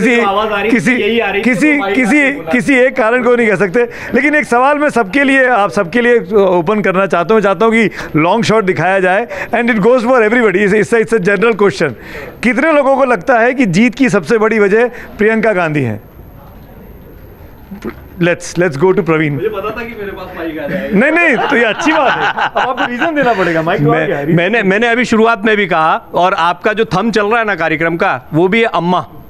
चल गया अम्मा का जादू, और ये नई अम्मा है। देखिए प्रियंका, पहली चीज़ फैक्चुअल बता देते हैं, सबसे पहले तो सबसे ज़्यादा रैलियाँ, राहुल से भी ज़्यादा रैलियां प्रियंका की, और ऐसा नहीं कि तयशुदा हैं। बाद में जब ट्रैक्शन देखा गया, ये देखा गया कि रोड शोज के दौरान रिस्पांस मिल रहा है, उसके बाद सबसे बड़ा उदाहरण, चुनाव प्रचार समाप्त हो गया और तेलंगाना में जाकर वो इंदिरा अम्मा वाली बात कह रही हैं। ये अपने आप जो राजस्थान में थे कार्यक्रम में, वो उस पर भी काफ़ी चर्चा हुई। लेकिन प्रियंका के चेहरा, ऐसा नहीं कि प्रियंका खुद उठकर चल दे रही हैं। अभी आपने देखा हनुमान जी के मंदिर में जो है शिमला में, हम आप बात कर रहे थे, वो पूजा अर्चना, आप देखिए चेहरा, आए राहुल गांधी बोल कर गए, आपने बाइट भी सुनवा दी है, लेकिन प्रियंका जिस अंदाज में आ रही हैं, और ये शायद ऐसा हो सकता है कि कुछ होल्ड प्रियंका ने ही कर रखा है, क्योंकि वो राहुल की छोटी बहन भी हैं, तो वो चाहती हैं, और शुरुआत से चाहती है, जब अमेठी रायबरेली तक सीमित रखती थी खुद को, तब से चाहती हैं कि राहुल राजनीति में आगे अच्छा काम करे। प्रियंका जितना बड़ा चेहरा बनेंगी, राहुल के लिए राह आगे की उतनी मुश्किल होगी पार्टी में अपने, और कार्यकर्ता चाहते हैं, ये भी हमने देखा है कि प्रियंका गांधी को चाहे। और ममता बनर्जी वाली बात मत भूलिए, आपकी विपक्ष कहता है कि ट्रंप का कार्ड है राहुल गांधी प्रधानमंत्री मोदी के लिए, तो इंतजार कर रहे हैं, लेकिन खुलकर कोई बोल नहीं सकता। दो चीजें, एक एनालिसिस करवाइए आप जी, और प्रवीण आप भी करिए कि स्ट्राइक रेट जो है कैंपेन के हिसाब से किस नेता का सबसे ज्यादा रहा। कर रहे हैं जयदीप की नहीं, अभी दोपहर तक जो स्ट्राइक रेट था, जब 12-1 बजे तक, उसमें सबसे ज्यादा स्ट्राइक रेट राहुल गांधी का था, 68% था। मोदी जी का कम था और प्रियंका का और कम था। लेकिन सारे नहीं, अब आप इसे करवाइए इसको, ठीक है कि आप पॉइंट टेकन। लेकिन मैं सवाल, क्योंकि बात प्रियंका गांधी की छिड़ी है, प्रियंका अम्मा की छिड़ी है, मैं आपसे पूछता हूँ पंकज जी, क्या प्रियंका गांधी को अब बड़ी जिम्मेदारी के लिए तैयार होना चाहिए 2024 के मद्देनजर? एक चेहरे की तलाश हो रही है जो साफ सुथरा हो, जो टक्कर दे सके, क्योंकि एक तरफ नरेंद्र मोदी जैसी स्टार, बहुत बड़ा सुपरस्टार एक ऐसा है जिसके टक्कर देना आसान नहीं लगता। आपको लगता है कि प्रियंका गांधी के पास वो करिश्मा, वो जादू है? नरेंद्र मोदी सुपरस्टार थे, या आपकी अपनी राय है? देश की जनता ने उनको 2-2 बार जिताया है। अब वो उस तरह के सुपरस्टार नहीं रहे हैं। प्रियंका गांधी का योगदान बहुत महत्वपूर्ण है, उन्होंने बहुत मेहनत की है, लेकिन ये एक सामूहिक प्रयासों का नतीजा है। इस बार कर्नाटक के जो चुनाव लड़े गए, उसका श्रेय आप किसी एक व्यक्ति या एक चेहरे को नहीं दे सकते।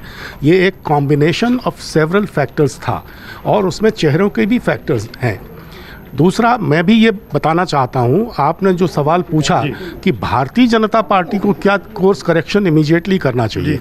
देखिए, 2014 में नरेंद्र भाई मोदी दनाते हुए रायसीना की पहाड़ी जब चढ़े, तो लोगों को उनकी ये अदा बड़ी पसंद आई। ये अदा चल गई, अब इसके दिन बीत गए हैं।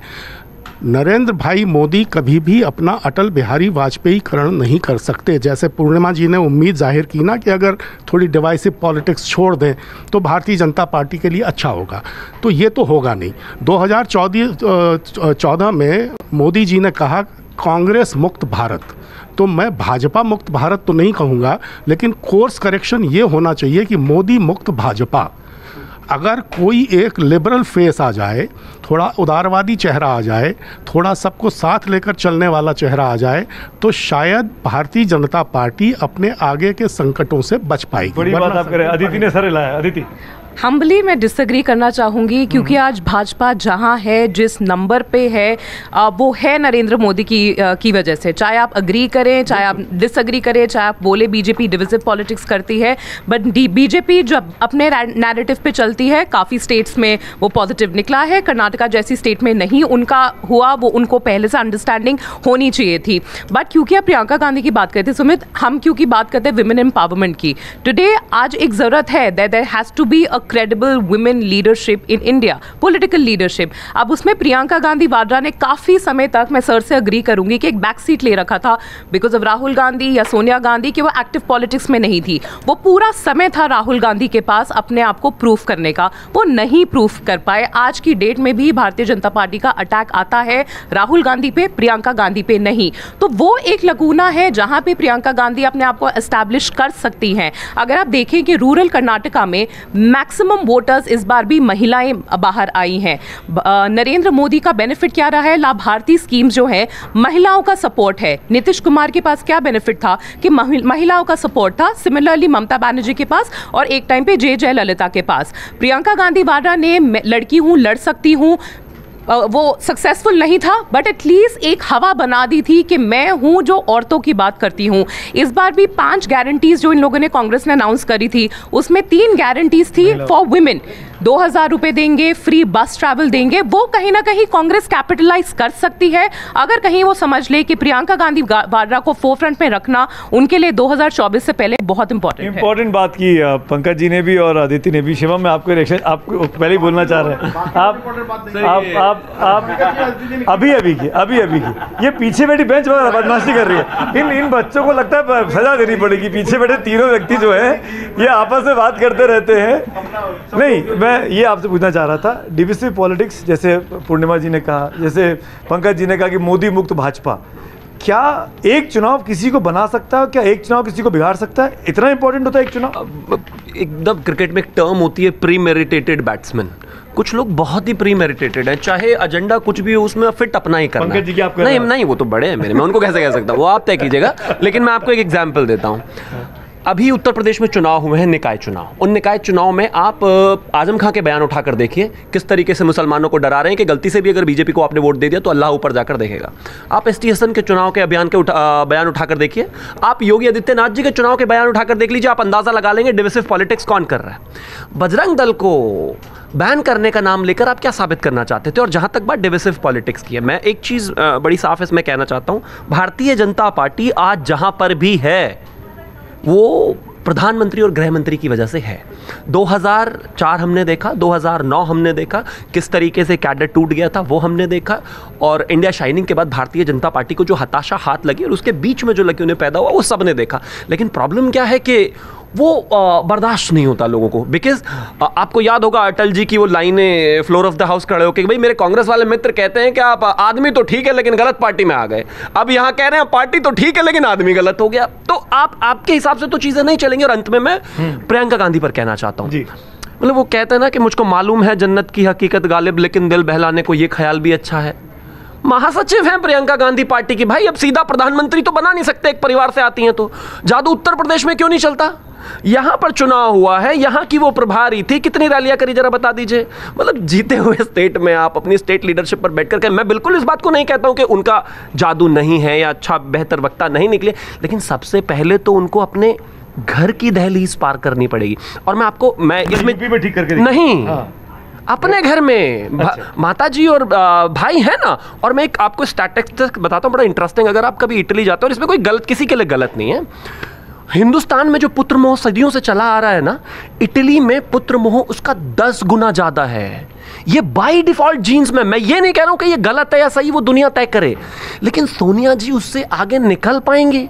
मैं पुत्र मोह तो येदियुरप्पा का भी है सर, मैंने कर्नाटक में बेटे को लेकर ही पूरा, मैंने तो पहले हिंदुस्तान का ही नाम लिया सर, मैंने तो कहा कि पहले हिंदुस्तान। और सुनिए, पुत्र मोह में एक और चीज है, पुत्र मोह में पार्टी को लगा ऐसा, जब येदियुरप्पा जी के बेटे को चॉपर दिया गया और चुनाव लड़ाया गया, भारतीय जनता पार्टी को कहीं लगा होगा जरूर कि हम और बेहतर कर सकते हैं। और मैं अभी भी कहता हूं, अगर राहुल गांधी भी चुनाव जिता सकते हैं, कांग्रेस को बिल्कुल करना चाहिए, लेकिन आपको अपने आप को साबित करना पड़ेगा। जब तक साबित कर रहे हैं कोई पुत्र मोह नहीं। प्रेम कुमार जी, मैं आपसे सर में आता हूँ, सर में आऊंगा नहीं, अभी नहीं आऊंगा। सर सबकी बारी, सर सबकी बारी है, अरे सबकी बारी है सर। मैं भाषण नहीं दे रहा हूँ। वो पुत्र मोह से उनका मतलब पुत्री वर्सेस पुत्र, मतलब पुत्र मोह की वजह से प्रियंका को उतनी जिम्मेदारी सोनिया गांधी नहीं दे रही। उनका कहने का मतलब ये है, पुत्र वर्सेस पुत्र। आप क्या एक्सप्लेन कर रहे हैं उनकी तरफ से? प्रेम कुमार जी, एक चीज़ की मैं चीज़ जानना चाहूँगा, ये सवाल मेरा ऑलमोस्ट सबके साथ है, जो बोलना चाहे हाथ उठाइएगा। वो ये कि कांग्रेस पार्टी ने अपने मैनिफेस्टो में बजरंग दल को PFI के साथ इक्वेट कर दिया और कहा कि हम इनको बैन करेंगे। यानी ऐसी बात की जो मुस्लिम वोट बैंक को पसंद आई, जो मुस्लिम वोट बैंक ड्रिफ्ट भी किया JDS से हटके और कांग्रेस की तरफ गिरा, खासकर ओल्ड मैसूर वाले इलाके में। अब मैं ये पूछना चाहता हूँ, 5 राज्यों में चुनाव आ रहे हैं विधानसभा के, क्या ऐसी चीज़ें जो मुस्लिम वोट बैंक को पसंद आती है, जिसको बीजेपी तुष्टीकरण की राजनीति कहती है, क्या उस तरह के और पॉपुलर स्कीम्स कांग्रेस अब पार्टी लेके आएगी बीजेपी को हराने के लिए? मुझे तो लगता है सुमित जी के हिंदुओं को ज़्यादा पसंद आई है कर्नाटक में, क्योंकि ये इक्वेट करता है, किया गया, ये बात भी बीजेपी की तरफ से कही गई, और इक्वेट किया नहीं गया है, ये बात वोटर्स बता रहे हैं। भाई जो भी सांप्रदायिक राजनीति करेगा, सांप्रदायिकता को फैलाएगा, देश के खिलाफ में काम करेगा, समाज को बांटने को काम करेगा, वो तो इक्विटेबल होगा ही। तो इसको कर्नाटक की जनता ने माना है और पूरे देश भर में होना चाहिए बजरंग दल पर बैन की बात, या जो हिंदू एक्सट्रीमिस्ट ग्रुप है उन पर बैनिंग की बात? देखिए, बैन को लेकर के तो मेरी अपनी राय है कि ये लोकतांत्रिक देश है। बैन करने का मतलब हम ये मानते हैं कि सरकार उस पॉइंट तक उस संगठन को नेगेटिव काम करने दी जब तक कि वो नाकामी उसकी रही।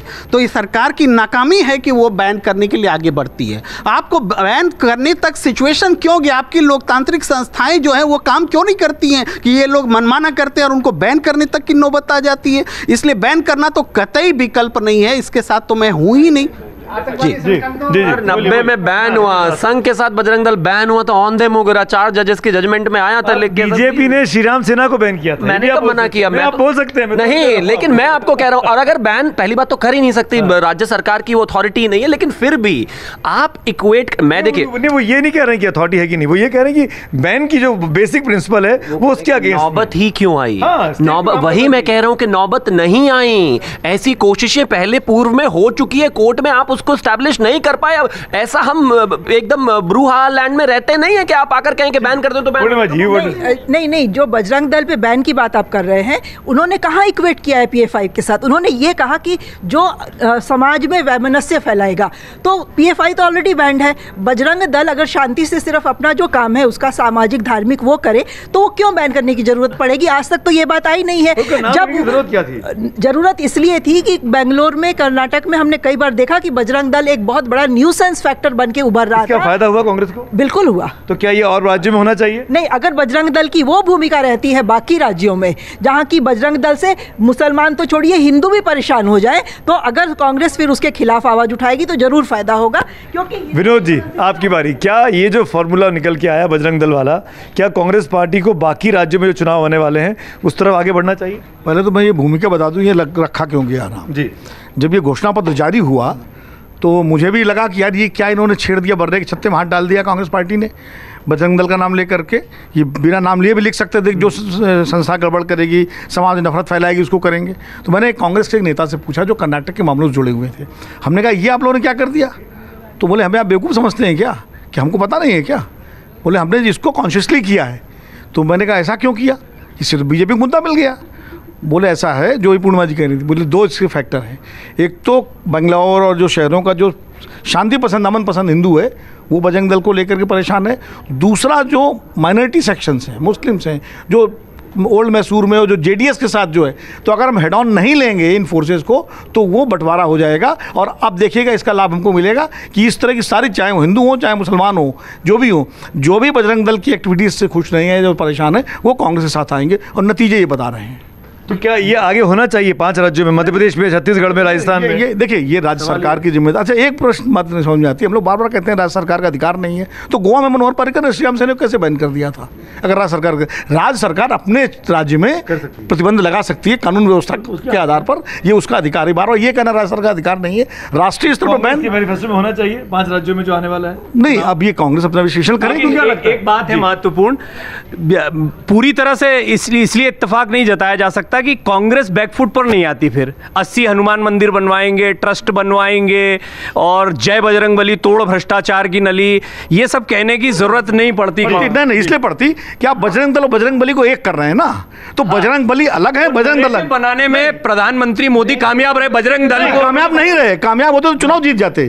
मैं कह रहा हूं कि बैकफुट पर तब आती कांग्रेस जब बजरंग दल वाले मामले को वापस ले लेती और ये कहती कि भैया नहीं हम इसको हटा रहे हैं। उन्होंने बैकफुट पर नहीं, ये बैकफुट, इसको आप कहिए बैकफुट, ये तो उन्होंने काउंटर नैरेटिव दिया कि बजरंगबली खाली, कि बजरंग नहीं, जरूरत है कि हनुमान खाली बीजेपी के हैं या हनुमान खाली मोदी जी के हैं। ऐसा लगा कि कहीं हनुमान जी को ये ना ले जाए पेटेंट, जैसे राम जी को ले गए अयोध्या। बैकफुट क्या है? स्ट्रेटजी का हिस्सा है। सुनिए, इंटरेस्टिंग। जयदीप, इसका पूरा मर्म मैं आपको बता देता हूं। जो हिंदुत्व की राजनीति भाजपा करने लगी और उसके बाद लगातार जो सफलता भाजपा को मिली ना, उसका काट ढूंढना कांग्रेस के लिए मुश्किल है। आप देखिए कि बाहर जनेऊ दिखाई दिए थे राहुल गांधी के, मंदिर, तो उस चक्कर में क्या हुआ कि उस हिंदुत्व को तो कांग्रेस अपना नहीं, सॉफ्ट हिंदुत्व की लाइन पे चली गई थी कांग्रेस पार्टी, भटक गई थी। वो कांग्रेस अपनी लाइन तय नहीं कर पा रही थी। शायद इस घोषणा पत्र से उस लाइन को ढूंढने की कोशिश की थी। इस चक्कर में 2 दिक्कत हुई थी। जो हिंदुत्व भाजपा का है उसकी मुकाबला आप कर नहीं पाए, लेकिन जो मुस्लिम आप पे भरोसा करते थे वो आपसे छिटक गए। मुस्लिमों को लगा कि अब हमारे लिए कोई पार्टी नहीं बची, तो उनका वोट बढ़ता चला गया। उस वोट के बढ़ने से कांग्रेस को लगातार नुकसान हो रहा था, हिंदुत्व को आप अपना नहीं पाए थे। अब जाकर कांग्रेस को शायद वो एक सुनहरी किरण दिखाई दी है इस पूरे मामले के बाद। लेकिन मैं इस बात से सहमत हूं कि बजरंग दल का जो दिया गया था, और वो नेता ठीक कह रहे हैं कि हम कोई बेवकूफ़, आपने सोच समझ के ही किया होगा, लेकिन जिस तरीके से भाजपा आक्रामक हो गई, जिस दिन घोषणा पत्र आया उसी दिन वहां पर प्रधानमंत्री मोदी की रैली थी और उन्होंने जैसे उस मुद्दे को उठा लिया बजरंगबली के नाम से, तो कांग्रेस को यह जरूर लगा कि कहीं ना कहीं ये बैकफायर ना हो जाए जिस उद्देश्य से हमने किया है।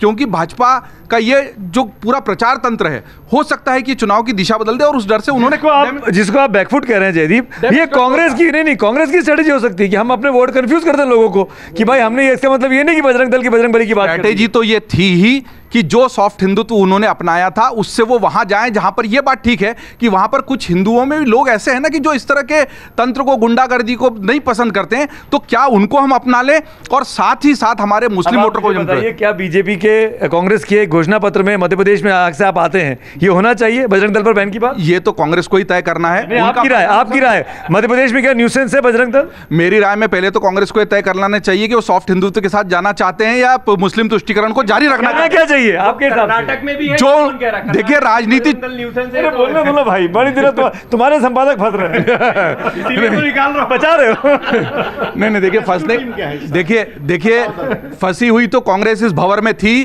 कि हम हिंदुत्व भाजपा का अपनाकर, हिंदू वोटर जो डरता है कि कांग्रेस शायद हिंदुत्व की राह पर नहीं चलेगी, हिंदुओं के हितों का ध्यान नहीं रखेगी, उसको कैसे अपना ले, साथ ही साथ जो मुस्लिम वोटर छिटककर हमसे दूर चला गया था उसको कैसे ले। तीसरी बार बोला। एक छोटा सा सवाल एंकर जाग रहा है अंदर का, प्रेम कुमार जी से करना चाहूंगा। प्रेम कुमार जी ने भविष्यवाणी की थी 50 सीटों की, और अशोक वानखेड़े जी ने वहीं खड़े होकर 70 सीटों का कहा था, और ये 65 जो सीटें दिखाई दे रही हैं बीजेपी के उसके आसपास, ये 15 सीटें बजरंग दल की वजह से आ गई कि ये पूछ लीजिए बस प्रेम कुमार जी से। बोलना चाहेंगे आप? बिल्कुल, मैंने कई दूसरे जगहों पर ऐसा जरूर कहा कि 50 सीट से जितना भी ज़्यादा बीजेपी गेन करेगी, वो हमें लगता है कि नरेंद्र मोदी जी के आखिरी वक्त का जो उनका जो कैंपेन है और वो बजरंग बली वाला प्रकरण भी है, इसके परिणाम स्वरूप हो सकता है। तो अगर ये प्रकरण नहीं होता तो बीजेपी 50 के नीचे रह जाती। तो मेरा आकलन था कि रहती, क्योंकि पूरी मीडिया ने ये बताया, लो कांग्रेस ने सेल्फ गोल कर दिया, लो कांग्रेस हार गई, लो ये तो अपने बना बनाया खेल बिगाड़ना जानते हैं, ऐसा माहौल मीडिया ने बनाया कि एक परसेप्शन गया, उसका असर तो पड़ा ही है। बिल्कुल। मैं ऐड करना चाहूँगी कि बैकफुट पे नहीं गई कांग्रेस बजरंगबली की चर्चा करके। उनका जो एक नैरेटिव था बीजेपी का कि कांग्रेस हिंदू विरोधी है और हिंदू के हित की बात नहीं करती है, और चूंकि कांग्रेस धर्म का शो नहीं करती है, उसको पब्लिक लाइफ में नहीं डिस्कस करती है, इस नैरेटिव को काटना कांग्रेस के लिए ज़रूरी था। और मुझे लगता है कि ये जो भी किया गया कर्नाटक में, ये सोच समझ के किया गया, और इस नैरेटिव को ख़त्म करने के लिए कोई कांग्रेस का नेता बताइए जो हिंदू नेता है और आप जानते हो उसको कि वो हिंदू धर्म को गाली देता है, नहीं। लेकिन अभी तक कांग्रेस के नेताओं ने हिंदू को अपने पर्सनल स्पेस में रखा था, हिंदू रिलीजन को। उस रिलीजन को ये जब सड़कों पे लाके इन्होंने एक उसका तमाशा बनाया बीजेपी ने, और के दिन भी हनुमान चालीसा पढ़ी नहीं, बीजेपी ने धर्म का तमाशा बनाया। और ये मेरा बिल्कुल कहना है, धर्म तो पर्सनल चीज है, बीजेपी को उसको बाहर अखाड़े में नहीं लाना चाहिए था। खेड़ा ने जो हनुमान चालीसा निकाली प्रेस कॉन्फ्रेंस नहीं, मैं वो भी बिल्कुल जायज नहीं था, लेकिन ये नैरेटिव काटना बहुत जरूरी था कि कांग्रेस हिंदू विरोधी है। हिंदू विरोधी नहीं है कांग्रेस, लेकिन हाँ, हिंदू धर्म का प्रचार ये लोग खुलेआम ऐसे नहीं करते वोटों के लिए, ये जरूर सच था, और ये कांग्रेस को बताना था। बस एक लाइन मैं जोड़ना चाहता हूं कि इस पूरे कर्नाटक प्रकरण में भारतीय जनता पार्टी ने जानते हुए या अनजाने में ऐसा कर दिया कि कांग्रेस जिसको वो हिंदू विरोधी बताती थी, उसको हिंदुत्व का चोला पहना दिया। एक तरह से जय बजरंग बली बोलते घूम रहे हैं कांग्रेसी। शिवम कुछ बोला। शिवम, मुझे लगता है कि कैलकुलेटेड मूव था, बिल्कुल स्ट्रेटेजिकली जानबूझकर उसको मैनिफेस्टो में डाला गया, एक पर्टिकुलर कम्युनिटी। आप उल्टा बोल रहे थे, बूमरैंग करके आप बीजेपी को मुद्दा दे दिया इन लोगों ने। वही नहीं, मुद्दा दिया, हाँ। इस टाइम पे जानबूझकर डाला जब उनको लगा कि बैकफायर कर सकता है, और हिंदुत्व से लड़ना इस समय हर जगह उनके लिए फ्लॉप रहा साबित हुआ है, तो वो अपने आप बैकफायर करते तुरंत गए। क्या लगता है कि और आने वाले वक्त में भी कांग्रेस के मैनिफेस्टो का हिस्सा होगा?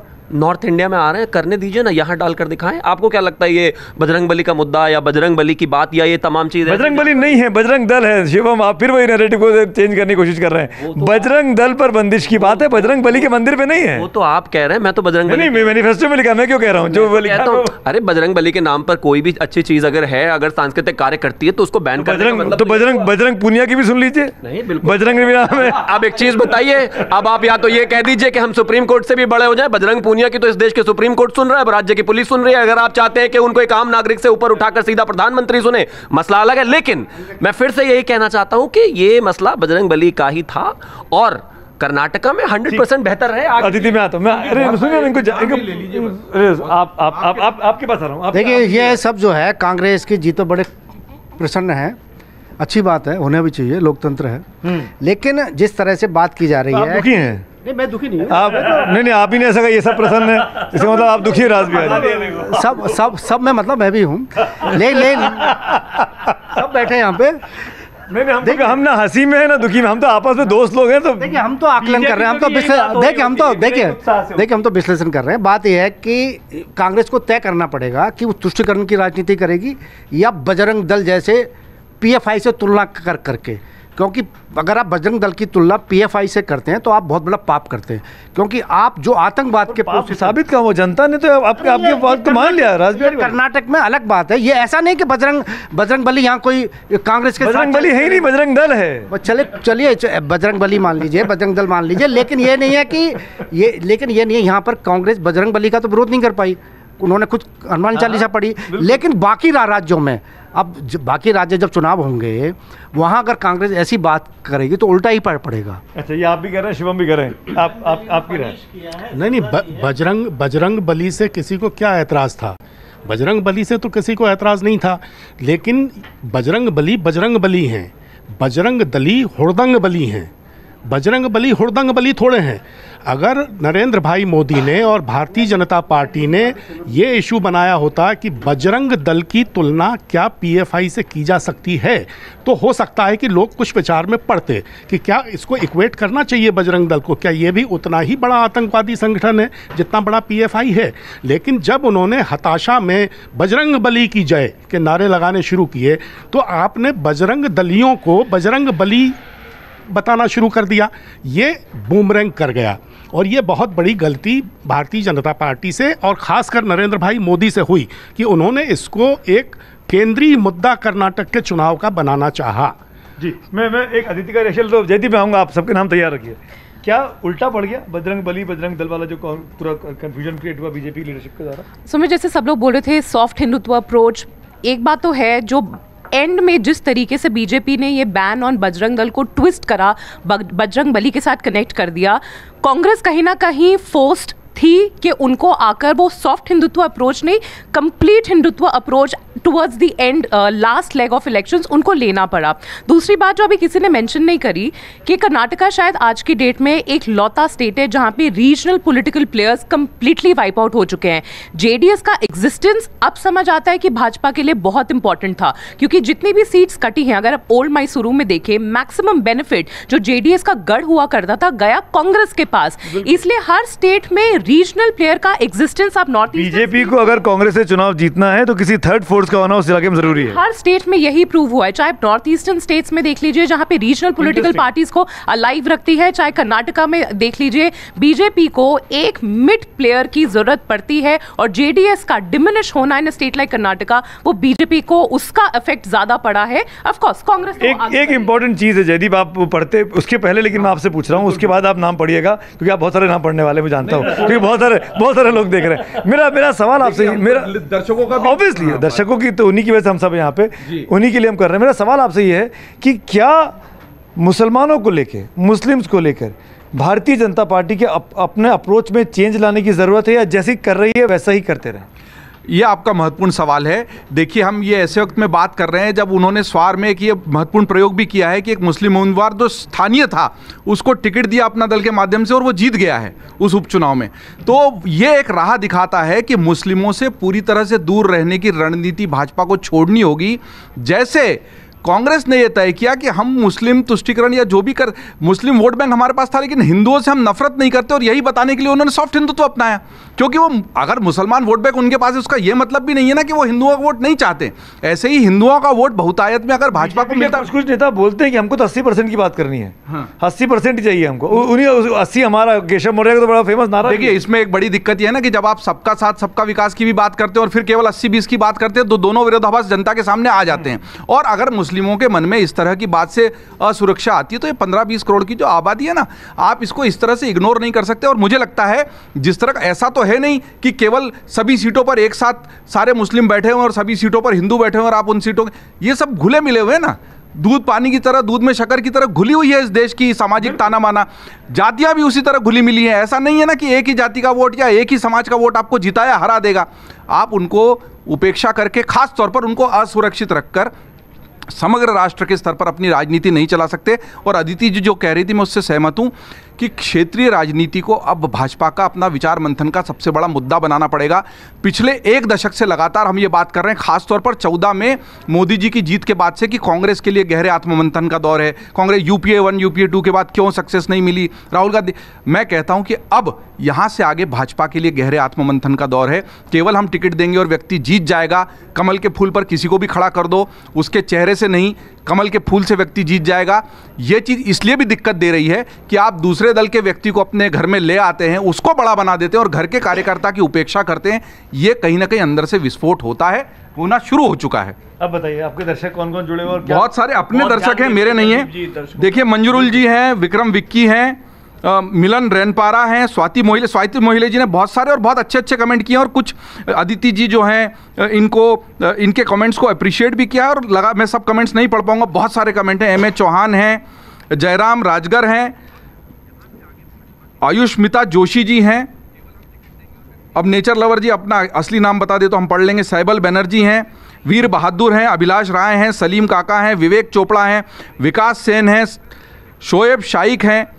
फिर से विक्रम विक्की आ गए, जय नाम से भाई, नाम राशि वाले, इनका नाम तो पढ़ना ही पड़ेगा हमें। गौरव वागीश है, पवन कुमार हैं, स्वाति मोहिले जी लगातार सक्रिय बनी हुई। स्वाति जी आप जिस एंगेजमेंट के साथ कार्यक्रम को देख रही है हम आपका स्वागत करते हैं और इसी तरह हमारा उत्साह बनाए रखिए। ओम सिंह है, युद्धम, ये क्या नाम है, डॉक्टर सतीश शर्मा, इंस्पेक्टर साहब नाम से आए हैं, आप असली नाम से भी आ जाइए। अभी माथुर जी ने काफ़ी अप्रिशिएट भी किया है प्रोग्राम को, काफ़ी कमेंट किए हैं। राजेश कुमार, मिथुन कुमार, ओबैद खान, NPL रांची और लगा माइक हटाऊंगा नहीं ना। हाँ तो ये नाम आज कार्यक्रम तो ये बहुत सारे नाम हैं की याद आ रही है वो, और मुझे देखिए दिलचस्पी होती है उसमें। देखिए ऐसा है, लाइव का मजा ये है, आप सब लगातार हमसे जुड़ते हैं, इसीलिए हम इस कार्यक्रम को अधिक उत्साह से करते हैं और आपका समर्थन बढ़ रहा है खबरों के खिलाड़ी के लिए, अमर उजाला के सारे लाइव के लिए। इसके लिए धन्यवाद। मैं एक चीज़ बोलना चाहूँगा कि जो लोग देख रहे हैं और जिनके नाम नहीं ले पाए हैं उनकी तरफ से मैं माफ़ी मांगता हूँ कि मैंने माइक इनसे हटा लिया। संपादक जी की कोई गलती नहीं है।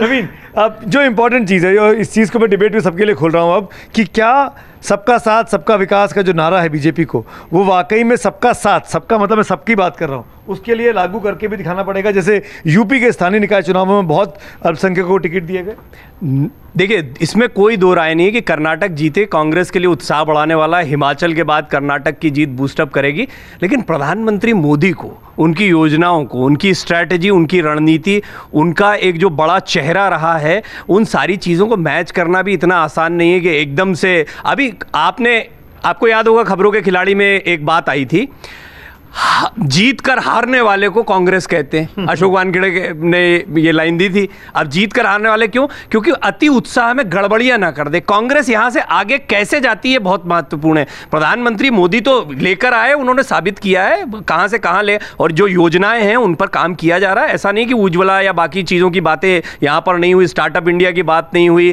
ऐसा भी नहीं है कि अन्य योजनाओं को, नई योजनाओं को लागू नहीं किया गया, ऐसा नहीं है कि बीजेपी की तरफ से कोई विकास की बात। हाँ, यह है कि नब्ज समझते हुए कि फौरी तौर पर क्या फटाफट कैच कर सकता है या मतदाता के मन को पलट सकता है 10-15 दिन में, इसके लिए इस तरह के मुद्दे आते हैं। पर प्रधानमंत्री मोदी कोई विकास का काम नहीं किया, कुछ था नहीं, ऐसा कहना भी गलत होगा। तो मोदी नहीं हारे हैं, ये बीजेपी की स्थानीय लीडरशिप की हार है। उनका चेहरा है, वो तो बचाने गए थे वहां पर। मैं आपसे पंकज जी पूछना चाहता हूँ, कई सारे चुनाव विश्लेषकों ने कहा बीते एक आध साल में, 2 साल में, शायद आपने भी सुना होगा, मैं रिपीट कर रहा हूँ, मुझे एग्जैक्टली याद नहीं आ रहा किसने सबसे पहले कहा था, कि बीजेपी की जीत के 3 बड़े फॉर्मूले हैं। एक हिंदुत्व, दूसरा राष्ट्रवाद और तीसरा लाभार्थी।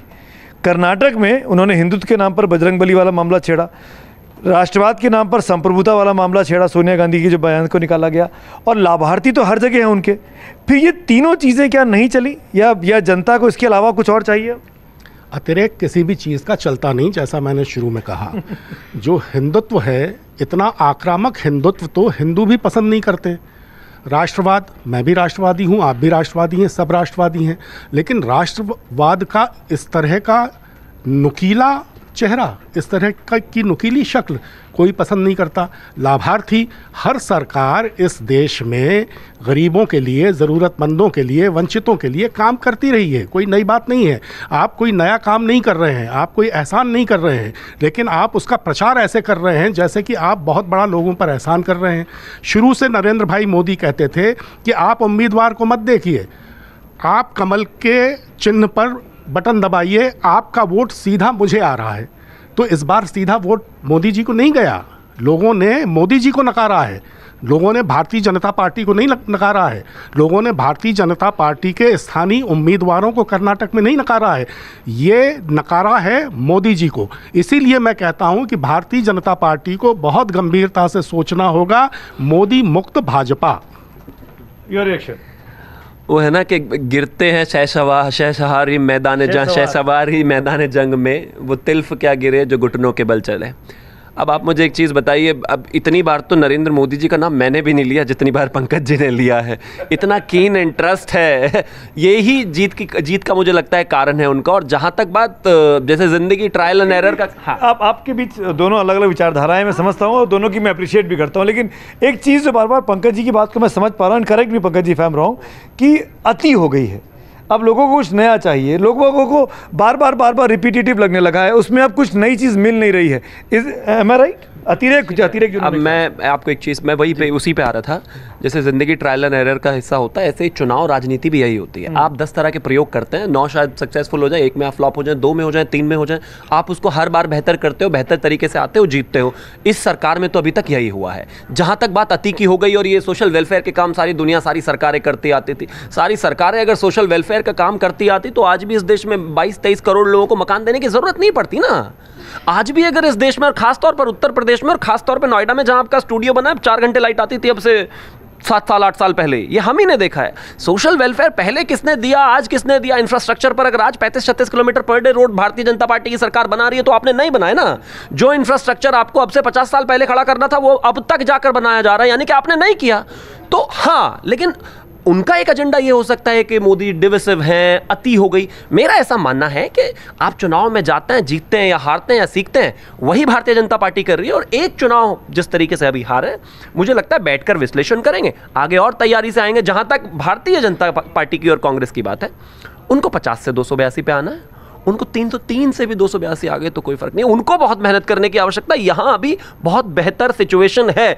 ऐसे ही मोदी जी का नाम लेते रहिए, उनकी उम्र बढ़ाते रहिए, और मैं कहता हूँ फिर से 2024। ऐसे तो राहुल गांधी का नाम बीजेपी बहुत लेती है। पूर्णिमा जी, मैं आता हूँ आपके पास, मैं आ रहा हूँ, 1 मिनट आ रहा हूँ, क्योंकि पंकज जी की बात को काउंटर किया है शिवम ने और नाम लेके किया है, तो आपके पास राइट टू रिबटल है। आप कुछ बोलना चाहेंगे? नहीं, मैं कुछ, देखिए आज का मौका ऐसा है कि इस पर ज़्यादा कुछ बोलना ठीक नहीं है।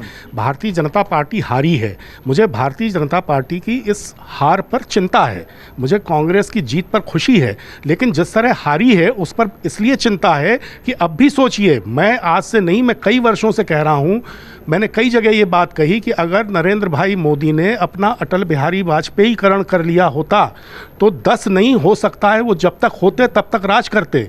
लेकिन उनकी जो स्टाइल है, उनकी जो कार्यशैली है, उसमें वो अपने ही लोगों को लेकर साथ नहीं चलते हैं। भारतीय जनता पार्टी और राष्ट्रीय स्वयंसेवक संघ के लोग क्या उनकी कार्यशैली के बारे में ये कहते हैं, ये हम लोग जानते हैं, हमसे भी कहते हैं।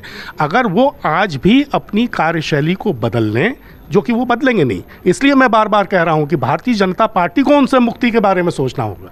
अदिति, योर मैं ये बोल रही थी कि सर ने बोला कि एक अति हो गई है, एक नया नैरेटिव होना चाहिए, बट सुमित प्रॉब्लम ये है कि वो नया नैरेटिव कांग्रेस ने, बाकी ऑपोजिशन पार्टीज ने इतने साल ट्राई करा, 2014 ऑनवर्ड्स वो नहीं काम करा, कि अब उनको भी नेशनलिज्म एज अ नैरेटिव उठाना पड़ रहा है, उनको भी हिंदुत्व एज अ नैरेटिव उठाना पड़ रहा है। आम आदमी पार्टी का अगर आप देखेंगे एज एन ऑपोजिशन पार्टी, पिछले 3 साल में उनका नैरेटिव कंप्लीटली कि मैं आम आदमी हूँ, हम गरीबों की बात करते हैं, हम कॉमन मैन की बात करते हैं, सडनली नेशनलिज्म पे चला गया। गुजरात का पूरा यात्रा उनका नेशनलिज्म पे था, पंजाब की पूरी उनकी पॉलिटिक्स नेशनलिज्म के मुद्दे पे थी। सॉफ्ट हिंदुत्व की बात करें, जैसे मैंने पहले कहा कि इस बार कांग्रेस फोर्स थी कि वो एक्चुअल फुल ऑन हिंदुत्व की बात करे, तो वो एक जो ब्रांड बीजेपी ने तैयार कर दिया था, अब ऑपोजिशन पार्टीज में अंडर प्रेशर है कि कहीं ना कहीं उसी के उन मुद्दों पे चले, बट विद अ ट्विस्ट। सो ये न्यू नैरेटिव है नहीं आज की डेट में हमारे पास। कांग्रेस की राष्ट्रभक्ति में, कांग्रेस के देशभक्ति के कॉन्सेप्ट में और भारतीय जनता पार्टी के राष्ट्रवाद के कॉन्सेप्ट में फ़र्क है। भारतीय जनता पार्टी के हिंदुत्व में और कांग्रेस के हिंदूपन में फ़र्क है, इस बात को समझना चाहिए।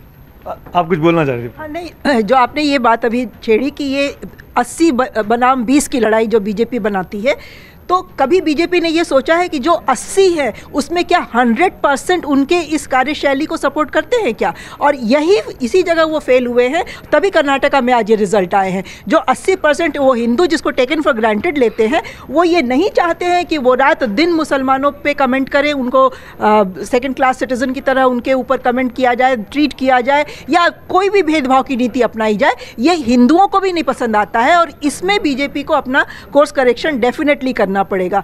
मैं किसका बोलना चाह रहा हूँ, इसीलिए देखिए सबसे बड़ी बात यह है कि बंटवारे की राजनीति बात कौन करता है? भारतीय जनता पार्टी तो नहीं करती। केवल भारतीय जनता हिंदुओं को बांटने की राजनीति कौन करता है? जो जातिवादी दल हैं वो करते हैं। भारतीय जनता पार्टी की सरकार बनी, नरेंद्र मोदी सरकार बनी, राज्यों में सरकारें हैं, क्या जो योजनाओं का लाभ पहुंचाने पर, यह देखा गया ये हिंदू है, मुस्लिम है, सिख है, ईसाई है, सबको योजनाओं का लाभ पहुंचाया गया है, वहाँ कोई भेदभाव नहीं किया गया है। लेकिन जब आप एक वर्ग की बात करेंगे, तो अगर कोई पूरे राष्ट्र की बात करता है, सबका साथ, सबका विकास की बात करता है, तो वो तो बंटवारे की राजनीति नहीं है। पूर्णिमा जी नहीं, लाभार्थी वाली जो बात आ रही है, भाई वेलफेयर स्टेट क्या होता है? सरकार का काम क्या है? जो गरीब है, जो पिछड़ा है, जो वंचित है, उसको सुविधाएं पहुंचाना, बेसिक फैसिलिटीज लाइफ की प्रोवाइड करना। उसको आप इलेक्शन मुद्दा बना के उसको मान के चलें कि जितने लाभार्थी है वो हमारे वोटर हैं, ये तो कोई राजनीतिक सोच हो ही नहीं सकती है। क्या कांग्रेस ने इतने सालों में वेलफेयर का कोई काम नहीं किया है? वेलफेयर स्टेट का मतलब ही यही होता है। अभी मोदी जी हर जगह वैक्सीनेशन का उदाहरण देते हैं। अरे हम सब ने देखा है वैक्सीनेशन किस जमाने में नहीं होता था। कॉलरा के टीके लगते थे, स्मॉल पॉक्स के टीके लगते थे, अब क्या कांग्रेस के जमाने में नहीं लगते थे? उसको लेके कांग्रेस ने क्या कभी वोट मांगने की कोशिश की है? तो लाभार्थी को अपना एक कैप्टिव वोट बैंक मान के चलना, ये बीजेपी की एक बहुत बड़ी भूल है। दूसरा एक चीज और मैं बताना चाहूंगी, कांग्रेस ने जो ये अभी अदिति जी ने बात करी कि रीजनल पार्टीज जहां पे स्ट्रांग हुई हैं, कांग्रेस वहां से वाइप आउट हो गई है, ये कर्नाटका में दिखा है। नहीं, ये यूपी में तो बहुत सालों से दिख रहा है। यूपी में रीजनल पार्टी एसपी उभर के आई, और बीएसपी तो खैर थी ही वहाँ। जब रीजनल पार्टीज का उदय हुआ तो कांग्रेस बिल्कुल यूपी से आउट हो गई। तो कांग्रेस की हार का बाकी जगहों में वजह ही यही रही है कि रीजनल पार्टीज ने इसको शिकस्त दी है। तो लाभार्थी जो है वो वोट बैंक नहीं हो सकता। एक लाइन में जो कहा पूर्णिमा जी कि लाभार्थी की स्कीम, तो हर स्कीम को हर सरकार को करनी पड़ती है। लाभार्थी वोट बैंक है, इसका सबसे बड़ा उदाहरण तो उत्तर प्रदेश है। पर ऐसा पार्टी बहुत पीछे थी, पर वहां पर 2017 के चुनाव में कितनी भारी बहुमत से आई। उसके पीछे उज्ज्वला योजना, प्रधानमंत्री आवास योजना, प्रधानमंत्री घर सड़क योजना, बहुत सारी ऐसी, खुद मुस्लिम महिलाओं ने बीजेपी को वोट दिया। बाद में ठीक है, बाद में जो राजनीति हुई, मुस्लिमों को सताने का आरोप लगाया बीजेपी पे, कुछ दुष्प्रचार किया गया, उसका भी नुकसान बीजेपी को हुआ, सीटें कम हो गई। लेकिन यह है कि प्रधानमंत्री मोदी ने कभी किसी समुदाय को, वर्ग को, धर्म के लोग भेदभाव नहीं किया। आप पहले माइक, आपका हाथ जो है वो दुखने लगा। मैं आपका एक बड़ा सवाल था, और मैं ये बता दूं, देखिए बहुत शानदार शो ये चलता रहा है अभी तक। 15,000 वोट हो चुके हैं। एक पोल क्वेश्चन भी इसमें साथ में चल रहा था, और आपका बड़ा सवाल भी था, क्या हिमाचल की तरह प्रियंका का जादू कर्नाटक में चला? 15,000 वोट, लगभग 15,000 वोट, ये बड़ा सैंपल साइज है। मैं हमेशा कहता हूँ, आपको अभी तक 3 लाख से ज़्यादा दर्शक लाइव देख चुके हैं इस वक्त तक। ऐसे समय पर यह बहुत महत्वपूर्ण रहता है। 94% लोगों का मानना है यहाँ पर, हाँ हिमाचल में प्रियंका गांधी का जादू चला है। माफ कीजिए, हिमाचल की तरह कर्नाटक में प्रियंका गांधी का जादू चला है। खैर ये वोट तो कौन कर रहा है, इसमें भी सवाल होता है ना कि किस तरह के लोग हैं, कौन सी आईटी कौन सी आईटी से लगी हुई है। नहीं, देखिए ये सवाल बहुत पूछा जाता है और इसमें मैं इतने कमेंट पढ़ के दिखा दूं जहां मोदी जिंदाबाद, कोई बात नहीं, जैसे बहुत सारी चीजें आ रही है। कोई भी दर्शक जाके अमर उजाला, मैं ये कह रहा हूं कि जब ओपन होता है तो नेगेटिव वोट करने वालों की तादाद कैसे कम हो जाती है, फिर वहां पर उतना ही वोट होना, तो इसका उतना ही सम्मान कमेंट के हिसाब से किया जाना चाहिए, पोल का, ऐसा मेरा मानना है। आपकी बात सहमत है। पूछना भी चाह रहे थे, मेरा नंबर आ रहा था।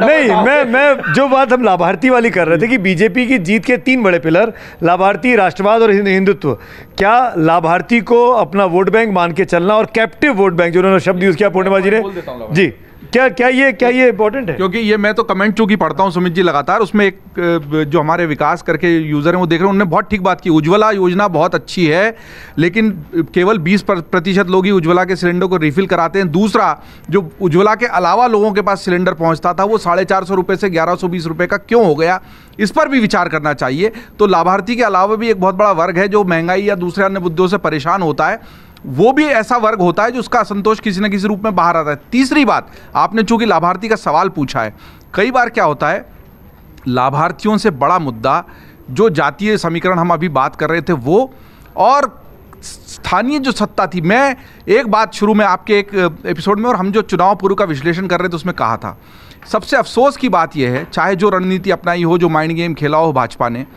3 साल लगातार सत्ता में रहने के बाद आपके पूरे चुनाव में विकास कहाँ था, विकास के मुद्दे कहाँ थे, आपने ऐसा क्या कर दिया था कर्नाटक में जिसकी वजह से आपको फिर से चुना जाना चाहिए, उस पर बात क्यों नहीं हुई?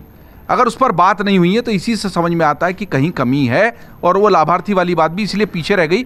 जो सेंट्रल की स्कीम्स है उसका लाभ अपनी जगह है, जो हम बात भी कर रहे थे, वही कर्नाटक का चुनाव होगा तब आपको वोट मिल जाएंगे। हाँ, ये तो जनता जान रही है। यही जो मैं शुरू में कह रहा था, अपना कमेंट उससे फिर से बात जोड़ूंगा कि केंद्र का जो चुनाव है वहां आज भी आप देखते हैं कि नरेंद्र मोदी को लोग वोट करते हैं, वो लोग भी वोट कर देते हैं जो क्षेत्रीय स्तर पर और स्थानीय स्तर के चुनाव में शायद उनको वोट ना करते हो। तो भारत के लोकतंत्र में जनमानस इतना परिपक्व हो चुका है कि कब किस चुनाव में किस तरीके से वोट करना है ये उसको पता है, उसी के हिसाब से रणनीति बनाएंगे तो ठीक है। केंद्र और राज्य के स्तर पर एक ही तरह की रणनीति नहीं चलेगी, इस चुनाव ने भी बता दिया। इसके पहले मैंने उदाहरण इसीलिए दिया था, 18 में आप स्थानीय सारे चुनाव हारे थे, मध्य प्रदेश, छत्तीसगढ़, राजस्थान आप हारे, लेकिन केंद्र में वहीं से आपको जबरदस्त सीटें मिली थी लोकसभा की। इसमें मैं आप लोगों की मदद कर सकता हूं और आप सब लोग भी इसको सुन सकते हैं, क्योंकि स्टार्टअप इंडिया एक, हाँ नहीं मतलब कि इसको ये ना माना जाए कि सिर्फ मेरा बयान है, इस पर मेरी खासी रिसर्च रही है। 300-400 स्टार्टअप्स के साथ मैंने काम किया। मेरी जो रिसेंट किताब है innovate India road map for आत्मनिर्भर भारत, वो नहीं खरीदे ना खरीदे, पर उसके तथ्य मैं फटाफट बता देता हूँ। वो महंगी किताब है थोड़ा सा। अब दूसरी बात, इंपॉर्टेंट बात यह है कि स्टार्टअप इंडिया एक बहुत ही महत्वकांक्षी और बहुत शानदार योजना मैं मानता हूं, लेकिन लाभार्थी, क्योंकि आपका प्रश्न जो था, असली लाभार्थी वो है जिसकी बात अशोक वानखेड़े कर रहे थे पिछले खबरों के खिलाड़ी में, कि ये 30% 35% जो बेरोजगार युवा है, जो रोजगार की उम्मीद कर रहा है, ये डिसिसिव होगा। वो डिसिसिव है। और लाभार्थी से क्या मतलब, आपसे उज्ज्वला गैस तक लाभार्थी मत सोचिए, या जिनको लाभार्थी का बड़ा सिंपल सा है, कोविड के समय में मुफ्त राशन घर पहुंचाना, 2 किलो 5 किलो का, कभी कहीं मिलेट जा रहा है, कहीं दाल जा रही है, कहीं चावल जा रहा है, कहीं गेहूं जा रहा है, उसको बीजेपी ने अगर इतने तक सीमित है तो इसके लिए यूपी में मेरा बहुत बड़ा अनुभव रहा। मैं पूरे सड़क घूम के गांव गया, इतना बड़ा इंपैक्ट था, इतना जबरदस्त इंपैक्ट था कि उसके बाद मैंने आके आंकड़ा लिखकर जयदीप जी को दे दिया। कर्नाटक क्यों हार गए? कर्नाटक में बिल्कुल मुद्दा अलग दिखाई पड़ रहा है, पूरी तरह से मुद्दा अलग दिखाई पड़ रहा है। एंटी इनकम्बेंसी, कर्नाटक का मिजाज, ये उत्तर प्रदेश नहीं, वहां बीजेपी पहले से कमजोर थी, इसको मत भूलिए। वो पूर्ण बहुमत में पहले भी नहीं थी। ऐसा जलवा नहीं है जैसा मध्य प्रदेश में, राजस्थान में, उत्तर प्रदेश में, हिमाचल में बीजेपी का देखने को योगी जैसा आदमी नहीं था। वो तो है, वो तो है एक बहुत बड़ी कमी है, वो तो एक बहुत बड़ी कमी रही, इसलिए प्रधानमंत्री मोदी को जाना पड़ा। 2 हाथ उठे जी। नहीं, इसका मतलब ये भी है कि कहीं भाजपा को अब समझ जाना चाहिए, उनका जो स्ट्रॉन्ग होल्ड है, स्ट्रेंथ है, हिंदी हार्टलैंड है। वहाँ पे अगर आप साउथ में जाएंगे तो आपको जो रीजनल पॉलिटिकल लीडर्स हैं, चाहे वो उनके लिए येडियुरप्पा ही थे, आपको आंख बंद करके उनके पीछे पीछे चलना ही होगा। सेंट्रल लीडरशिप उसमें डिसाइड नहीं कर सकती। आपका स्ट्रॉन्ग होल्ड है हिंदी हार्टलैंड सदर्न स्टेट्स में, आपको रीजनल लीडर्स को साथ में लेकर चलना पड़ेगा, उनके डिसीजन को आंख बंद करके फॉलो करना पड़ेगा, जो उन्होंने नहीं करा। अब वो यही कोशिश करेंगे कि राजस्थान में किसी ना किसी से कम बैक हो जाए उनका। जी, ये लाभार्थी योजना यूपी में तो इतने तेजी से चली और कर्नाटक में नहीं चली, इसके पीछे एक वजह है दोनों स्टेट्स की इकोनॉमिक कंडीशन। यूपी में जितनी गरीबी है और जो कोविड के टाइम का आप एग्जाम्पल देते हैं, उस वक्त जितनी बेरोजगारी, जितनी भुखमरी हो गई थी, सरकार ने जिस तरह से मदद की, लोगों ने वाकई उसको सराहा। कर्नाटक जैसा स्टेट जो इकोनॉमिकली थोड़ा बेटर ऑफ है और वहाँ पे जो बेंचमार्क है वो काफ़ी हाई है, फ्री का बहुत कुछ उनको पहले से भी सरकारों के दौरान मिलता रहा है, तो वहाँ पे लाभार्थी योजना के भरोसे किसी भी सरकार को बहुत ज़्यादा सपोर्ट नहीं मिलेगा जैसा कि यूपी में या बिहार में मिल सकता है। तो इन दोनों के पैरामीटर्स अलग हैं, इसलिए योजना कर्नाटक में नहीं काम आई। जो बात प्रवीण कह रहे थे शिवम, मैं उसी से आपसे पूछना चाहूँगा। प्रियंका गांधी ने भी अपनी रैलियों में कहा इस बात को कि भाई आपने काम क्या किया है उसको गिनाइए ना, आप तो आके अपना दुखड़ा रोते हैं कि मुझे गाली दी जा रही है, मुझे ये किया जा रहा है। क्या ये चीज़ उल्टी पड़ गई कि आपने अपने काम गिनाने की चीज़ें नहीं थी आपके पास कर्नाटक में? नहीं, मुझे लगता है कि अगर किसी चीज़ पर आपने 7-8, मैं स्पेसिफिकली सिर्फ और बाकी चीज़ों की बात नहीं कर रहा हूँ, लेकिन अगर किसी भी एजेंडा पे कोई पार्टी 9 चुनाव या 7 चुनाव या 8 चुनाव जीत कर 2 चुनाव 3 चुनाव हारती है, तो वो कंपैरेटिवली सक्सेसफुल एजेंडा ही होता है। कोई भी पार्टी अपनी स्ट्रेंथ पर खेलती है। मैं ऐसा मानता हूँ कि इस देश के प्रधानमंत्री ने, सिटिंग प्राइम मिनिस्टर ने, minorities have, specifically Muslims have the first right on the resources of this country कह के कोई तो वोट सिक्योर किया था ना अपना। मेरे देश के प्रधानमंत्री ने अभी नहीं कहा। मेरे देश के प्रधानमंत्री आज वाले अगर बजरंगबली की जय लगा दें तो वो तो कम्युनल हो जाते हैं। एक आदमी प्रधानमंत्री होते हुए ये कह रहे हैं कि मुस्लिमों के ही राइट्स स्पेसिफिकली जो है इस देश के नेचुरल रिसोर्सेज पर सबसे पहले, वो बिल्कुल कम्युनल नहीं है। नजरिया देखने का दूसरा है। और जहां तक बात एजेंडास की, मैं मानता हूं कोई भी पार्टी अपनी स्ट्रेंथ पे खेलना पसंद करती है। हर पार्टी प्रोपेगेंडा, एजेंडा जो भी हो सकता है, जिस भी तरीके से होता है, गढ़ते हैं और उनको लगता है सबसे बेटर वो किस पर्टिकुलर एजेंडा से कनेक्ट कर सकते हैं। ऐसा नहीं है कि लाभार्थियों में, एक तो फर्क है लाभार्थियों में। देखिए एक चीज है सुमित जी, 2 लोगों ने सरकार चलाई, एक आपने एक मैंने। आपने अपने 5 साल में बनाए 5 घर, मैंने बना दिए 5000। कहते हैं कि लाभार्थियों का नंबर क्यों बढ़ा है या फिर लाभार्थियों को वोट क्यों माना जा रहा है। ये है, अगर आप इस बात को डिनाई नहीं कर सकते, अगर आज लोगों को घर मिल रहे हैं तो वो लाभार्थी हैं। और मैं कह देता हूं सोशल वेलफेयर में आप राशन को चलिए उत्तर प्रदेश से जोड़ रहे हैं, बाकी तमाम चीजें हैं। सर ने बड़ा इंटरेस्टिंग कहा कि उज्ज्वला में मान लीजिए जो सिलेंडर मिले उसमें से सिर्फ 20% भर रहे हैं। सर 20% तो भर रहे हैं ना, इस देश में तो वो भी नहीं थे। मैं कहता हूं है कहीं ना कहीं लाभार्थी नहीं। जो अभी शिवम जी ने बात करी कि मुस्लिमों का सबसे बड़ा first right to the resources है, ये डॉक्टर मनमोहन सिंह ने कहा था, वो एक कॉन्टेक्स्ट में कहा था शिवम जी, और हमें ये भूलना नहीं चाहिए। उस वक्त सच्चर कमीशन कॉन्टेक्स्ट था, सच्चर कमीशन की रिपोर्ट, जिसमें बताया गया था कि मुस्लिमों की आर्थिक दशा आज के दिन में दलितों से भी ज़्यादा बुरी है। और वो उसके बाद मिश्रा कमेटी की एक रिपोर्ट आई थी जिसने कि कई सारे मेजर्स रेकमेंड किए थे। उस कॉन्टेक्स्ट में डॉक्टर मनमोहन सिंह ने वो बात कही थी। तो अगर उल्टा पड़ गया, क्योंकि मनमोहन सिंह राजनीतिक शख्सियत नहीं थे, वो उल्टा पड़ गया, उनको ये नहीं शायद कहना चाहिए था। लेकिन अगर कोई तबका, प्रधानमंत्री को ये कह के माफी दी जा सकती है कि वो राजनीतिक नहीं थे, प्रधानमंत्री देश की सबसे प्राइम पोजीशन पे बैठे हुए। इस वाले से सवाल कर रहे हैं पंकज जी, तो उस वाले से आप सवाल नहीं, मैं तो बिल्कुल कह रहा हूं आप नहीं सवाल, लेकिन मैं ये नहीं कह रहा हूं कि मेरे प्रधानमंत्री जो कहा नहीं वो थोड़ा सा अपॉलिटिकल आदमी थे, इस वजह से निकल गया होगा। मैं तो कह रहा हूं जो कहा बिल्कुल प्लान से उनको माफी कहां मिली, उनको तो सजा ऐसी मिली कि उनको जनता ने बिल्कुल बाहर कर दिया। लेकिन मैं एक बात कह रही हूं कि देश का कोई भी तबका अगर जनसंख्या का गरीब है, दबा कुचला है, तो क्या उसका राइट टू रिसोर्सेज प्राइमरी नहीं होना चाहिए क्या? ठीक है पंकज जी, आप कुछ बोलना चाह रहे थे इस कॉन्टेक्स्ट में? मैं यही कह रहा था कि मनमोहन सिंह जी के कहने का मतलब ये था कि जो ज़रूरतमंद हैं संसाधनों पर पहला हक उनका होता है और होना चाहिए। इसमें उन्होंने कुछ भी गलत नहीं कहा। अब भारतीय जनता पार्टी देखिए, लोकसभा में एक भी मुस्लिम सांसद नहीं, देश की किसी भी विधानसभा में एक भी मुस्लिम विधायक नहीं। खुलेआम इनके नेता कहते हैं कि हमको मुसलमानों के वोट नहीं चाहिए। तो किस तरह एक निकाय में तो अभी दिए 300 के आसपास टिकट। अब समझ में आ रहा है ना, इसलिए इतने पसमानदा, इतने वो अब समझ में आ रहा है। अभी तक तो इतना अहंकार था कि खुलेआम नेता कहते थे मंच से चुनावी सभाओं में कि मुसलमानों का वोट हमको नहीं चाहिए, हम नहीं इनको टिकट देंगे, हमको नहीं है इनकी ज़रूरत। अब यूपी की असलियत इनकी समझ में आती है तो अब बदल रहे हैं ना। नहीं, मेरे ख्याल से, मैं तो बहुत साल से भारतीय जनता पार्टी खबर कर रहा हूँ। नहीं, ये टिकट ना दे, मंत्री भी नहीं बना रहे हैं, देखिए टिकट ना दे, यूपी की निकाय देखिए टिकट ना दे, लेकिन बंगाल में जब पंचायत चुनाव हुए तो बहुत सारे मुस्लिम कैंडिडेट उतारे थे, वहाँ तो हिंदू मिलते भी नहीं। लेकिन मैंने कभी किसी बीजेपी के नेता से ये नहीं कहते सुना कि हम मुस्लिमों को वोट नहीं चाहिए, किसी ने ये नहीं कहा मन से अंदर आने। लेकिन मैंने बहुत सारी रैलियां कवर की बीजेपी नेताओं के, मैंने किसी नेता के मुंह से नहीं सुना। पूर्णिमा जी के पास उदाहरण है कोई? नहीं, बिल्कुल। गिरिराज सिंह इनके यूनियन मिनिस्टर हैं, बिहार से आते हैं, उन्होंने बाकायदा बाइट दी है कि हमें मुसलमानों का वोट नहीं चाहिए, और ये हमने इस इलेक्शन में प्रूव कर दिया। 19 के इलेक्शन के बाद उन्होंने कहा था, ऑन रिकॉर्ड कहा था।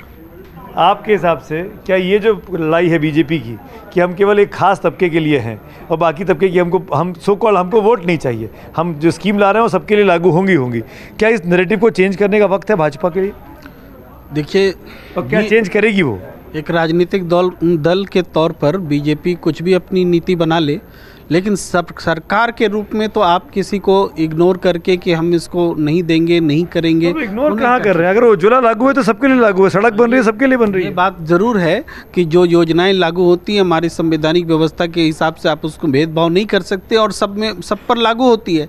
लेकिन बीजेपी से जो शिकायत है वो कि ठीक है, आप रिप्रेजेंटेशन देने के मामले में आप एक एप्रीहेंशंस रखेंगे, तो बाबा साहब अंबेडकर जी ने जो लड़ाई लड़ी थी तो वो रिप्रेजेंटेशन ही तो सुनिश्चित कराया था। अगर वो नहीं होता तो आज भी जो एससी की सीटें जितनी होती हैं उससे एक भी सीट फाजिल कोई पार्टी देता है टिकट किसी एससी को? नहीं देता है। जनरल सीट पे कितनी लड़ाता है टिकट? तो उस हिसाब से रिप्रेजेंटेशन सुनिश्चित है। स्थानीय निकाय में टिकट दिया मुसलमानों को भाई भाजपा ने, यूपी में अभी हमने कहा आज ही रिजल्ट आया। ये वेलकम करने वाली बात है, ये करना चाहिए। इंक्लूसिव होने की जरूरत है, बिल्कुल ये इंक्लूसिव हर पार्टी को होने की जरूरत है। अभी ये कम्युनिटी से निकलकर, लोकल बॉडी से निकलकर प्रदेश के स्तर पर, देश के स्तर पर भी होना चाहिए। देखिए, ये होना चाहिए, ये बात क्या बीजेपी के नेता नादान हैं? वो ऐसा नहीं करते हैं क्योंकि उनको 80% का वोट दिखता है। प्रवीण, मैं आता हूँ प्लीज, मैं आता हूँ प्रवीण को। देखिए, हम थोड़ा सा विषयांतर ना हो जाए, कर्नाटक पर मैं दोबारा लौटाता हूँ। कर्नाटक में पहला बड़ा बयान आया मुस्लिम आरक्षण पर, वोकालिंगा और लिंगायत में बांट दिया जाएगा मुस्लिम आरक्षण जो मसला था। यानी पिच जो सजी थी वो जिस मुद्दे पर आप बात कर रहे हैं कि हमें मुस्लिम मतदाताओं का वोट नहीं चाहिए कम से कम, या परवाह नहीं, जैसे भी शब्दों में कह लीजिए, इस परसेप्शन के साथ में, इस नैरेटिव के साथ में उतरी और जय बजरंग बली तक जो बात गई और पीएफआई से कंपेयर क्यों किया वाली बात गई, ये दोनों चीजें बताती कि कम से कम कर्नाटक स्पेसिफिक। बाद में आप फिर अब और इसके जो नतीजे आए, मेरा आप ही इसी पे सवाल है, काउंटर सवाल है। हम एक धर्मनिरपेक्ष राष्ट्र हैं, है ना, संविधान भी यही कहता है ना, प्रस्तावना में भी ये बात साफ साफ लिखी हुई है। तो एक धर्म के नाम पर एक खास तबके को आरक्षण दे दिया जाए, क्या ये जायज़ है? बिल्कुल। कि हम तो अगर उस चीज़ को ये कहा जाता है कि हम इसको कैंसिल कर देंगे, हम इसको रद्द कर रहे हैं, तो क्या गलत? इसका मकसद ये बात है ही नहीं। मैं तो देखिए, मैं अब क्या बताऊं अपनी निजी तौर पर जिंदगी, आरक्षण के खिलाफ ही मैं सुनता आया हूं और आरक्षण का बहुत सारा दंश झेला भी है, तो मैं किसी भी तरह के आरक्षण के कभी पक्ष में नहीं रहा। लेकिन वो एक बहुत विषयांतर हो जाएगा, चर्चा कहीं की कहीं चली जाएगी। यहाँ पर मकसद क्या ये था, और वो भी तब जबकि चुनाव होने वाले हैं, उस दौरान आप चुनाव प्रचार में आकर आप पहले ही कर देते, सरकार बनी थी तभी कर देते, उसी समय कर सकते थे, कहीं और लागू कर दे। उस समय पर लागू करना एक मैसेज देना होता है, उस फैसले का एक मकसद था, एक नैरेटिव था। शिवम बोलना चाह रहे? जी शिवम, आता हूँ। 10 सेकंड के लिए विषयांतर करूंगा। राम मंदिर 490 साल पहले बनना चाहिए था, लेकिन अब बना। पॉलिटिकल है, बीजेपी को फायदा है उससे, लेकिन बनना चाहिए था। ओबीसी को जो आरक्षण मिलता है, स्पेसिफिकली मुस्लिम्स को 4% आपने दे दिया, लेकिन वो सेक्युलर है जनाब। प्रधानमंत्री के बयान को बैठकर सर यहां पर ऑफिशियली ट्वीट कर रहे हैं बार बार। उन्होंने कहा स्पेसिफिकली कि माइनॉरिटीज, स्पेसिफिकली मुस्लिम्स, बार बार ट्वीट कर रहे हैं। वो कम्युनल नहीं है, गिरिराज जी वाला कम्युनल है भाई साहब। बीजेपी कम्युनल है, कांग्रेस कम्युनल नहीं। मतलब आप सत्ता में बैठ के कम्युनलिज्म करेंगे तो वो सब जायज है, आरक्षण भी दे देंगे वो भी सब जायज है, ऑफिशियल सब कुछ फिगर्स में ज्यादा आरक्षण भी दे देंगे वो सब जायज है, और बीजेपी का नेता बोल दे तो लेकिन वो तो कम्युनल है। नहीं सुमित जी, अभी आपने जो सिविक इलेक्शंस में बात की है कि मुस्लिमों को टिकट दिए गए हैं, ये 2 2 साल पहले बीजेपी ने कोर्स करेक्शन किया है और उन्होंने पसमानदा मुस्लिम्स के लिए बीजेपी ने यूपी में कई बैठकें की हैं कि कैसे उनको रिझाया जाए, लुभाया जाए और अपने पाले में लाया जाए। और इसके लिए उन्होंने अपने लीडर्स को अपॉइंट किया है जो पसमानदा मुस्लिम समाज में कॉन्टैक्ट आउटरीच बना रहे हैं। और ये उसी का परिणाम है कि अब उन्होंने शायद इस तबके को भी अपने साथ जोड़ने की कोशिश की है। आप पे इल्ज़ाम लगाया शिवम ने कि आप जो कह रहे हैं वो ट्वीक कर रहे हैं बयान को, मनमोहन सिंह वाले बयान को। नहीं, मैं तो कह रहा हूं कि मनमोहन सिंह जी ने जिन अर्थों में कहा था, अर्थ का अनर्थ मत करिए। उन्होंने ये नहीं कहा था कि मुसलमानों का पहला हक है संसाधनों पर। उनका कहने का मतलब ही ये था कि जो ज़रूरतमंद है देश के संसाधनों पर, उसका पहला हक होना चाहिए। अच्छा, राम मंदिर की बात इन्होंने कही। राम मंदिर बन रहा है, बहुत अच्छी बात है। राम मंदिर बनना चाहिए, बहुत अच्छी बात है। लेकिन फिर मैं इनको चेताना चाहता हूँ, ये जितना राम मंदिर को आक्रामक तौर पर पेश करेंगे, उससे भारतीय जनता पार्टी को फ़ायदा नहीं, नुकसान होगा। मेहरबानी करके राम मंदिर को राम मंदिर रहने दीजिए, उसकी गरिमा को उसकी गरिमा रहने दीजिए। उसको आप अपने चुनाव जीतने का औजार मत बनाइए। वही मैं बार बार कह रहा हूं कि ये चुनाव पेपासू होना अच्छी बात नहीं है। मैं फिर वही कह रहा हूं, फिर ट्वीक कर दिया। जरूरतमंद क्या सिर्फ मुसलमान है क्या? आप मुझे एक चीज बता दीजिए, प्रधानमंत्री की बोली स्टेटमेंट जो यूट्यूब सच्चर कमीशन की रिपोर्ट के बेसिस पर सच्चर कमेटी की जो नहीं उस सच्चर कमेटी का जो लोग है ना मुसलमान, उनको सबसे ज्यादा दोहन करने वाली कांग्रेस है। भाई 58 साल राज किया है, सच्चर कमेटी की रिपोर्ट ने बताया कि उनका हाल दलितों से भी खराब है। तो वोट तो ले लिए जनाब, उनके लिए किया क्या? घर क्यों नहीं बना के दे दिए जैसे आज वैसे भी यही बात बोलते हैं। एग्जैक्टली, और ये रियलिटी है, इसको कोई डिनाई नहीं कर रहा है। और इसीलिए आज अगर पूरे देश में मैं बात करूं, और टू बी प्रिसाइज अगर उत्तर प्रदेश में बात करूं, तो जितनी भी स्कीम्स हैं उनमें मुस्लिम्स का जो पॉपुलेशन है दैट इज जस्ट 19%, और वो जो बेनिफिशियरी है that is more than 31%, because आपने उनको कभी दिया ही नहीं वो रिप्रेजेंटेशन। आप मानेंगी कांग्रेस ने मुसलमानों का इस्तेमाल किया वोट बैंक की तरह? सुमित जी, कोई भी पॉलिटिकल पार्टी हमारे देश में फूलिश नहीं है। अगर हम यहाँ पे बैठकर बोल रहे हैं कि कांग्रेस को एक नैरेटिव लेना चाहिए, बीजेपी को नैरेटिव लेना चाहिए, कोई पॉलिटिकल पार्टी नहीं हमारे देश में जिसने अपीजमेंट पॉलिटिक्स नहीं करा। वो अपीजमेंट पॉलिटिक्स उस हिसाब से करती है कहाँ उनको वोट बैंक मिलता है। 40% पॉपुलेशन कर्नाटका में मुस्लिम पॉपुलेशन है, माइनॉरिटी पॉपुलेशन है। बीजेपी को पता था उनको कुछ उससे 40% से नहीं मिलना, तो उनका फोकस क्या था? 60%। उनका फोकस था ओबीसी। शायद ओबीसी जिस तरीके से उत्तर प्रदेश में उनके पास आए, जिस तरीके से अगर आप देखें कि कितना ओबीसी मिनिस्टर्स हैं सेंट्रल गवर्नमेंट में, कोशिश उन्होंने करी थी कि शायद वो आ जाए। पर इस बार मल्लिकार्जुन खड़गे की तरफ से, सिद्धरामैया की तरफ से और डीके शिव कुमार की तरफ से ऐसा अटेम्प्ट हुआ कि वो कंसोलिडेशन हो गया। कुरुबास का कंसोलिडेशन हो गया, दलित का कंसोलिडेशन हो गया, ओबीसी का कंसोलिडेशन हो गया। तो जहां हम कहते हैं कि एक पॉलिटिकल पार्टी ने कभी भी अपीसमेंट पॉलिटिक्स नहीं करा, I think we are living in a fool's paradise. हर पॉलिटिकल पार्टी ने, सब पॉलिटिकल पार्टी अपीसमेंट पॉलिटिक्स करती है, कांग्रेस भी करती है, और मुसलमानों का उन्होंने केवल इस्तेमाल किया है अपने खातिर में। नहीं, मुसलमानों का इस्तेमाल किया है कांग्रेस ने, ये बात नहीं मानी जा सकती। अल्पसंख्यकों के लिए, जिनमें मुसलमान भी शामिल हैं, जितना कांग्रेस पार्टी ने किया और किसी पार्टी ने तो नहीं किया है। इस्तेमाल किया है क्षेत्रीय दलों ने। कई ऐसे क्षेत्रीय दल हैं जिन्होंने दलितों का, मुसलमानों का इस्तेमाल किया है। नाम लेके बता सकते हैं? सब जानते हैं, आप तो जानते ही हैं कम से कम। नहीं, आप बता दीजिए ना। मैं कह रहा हूँ आपके शब्द आप तो जानते ही हैं, सभी लोग जानते हैं।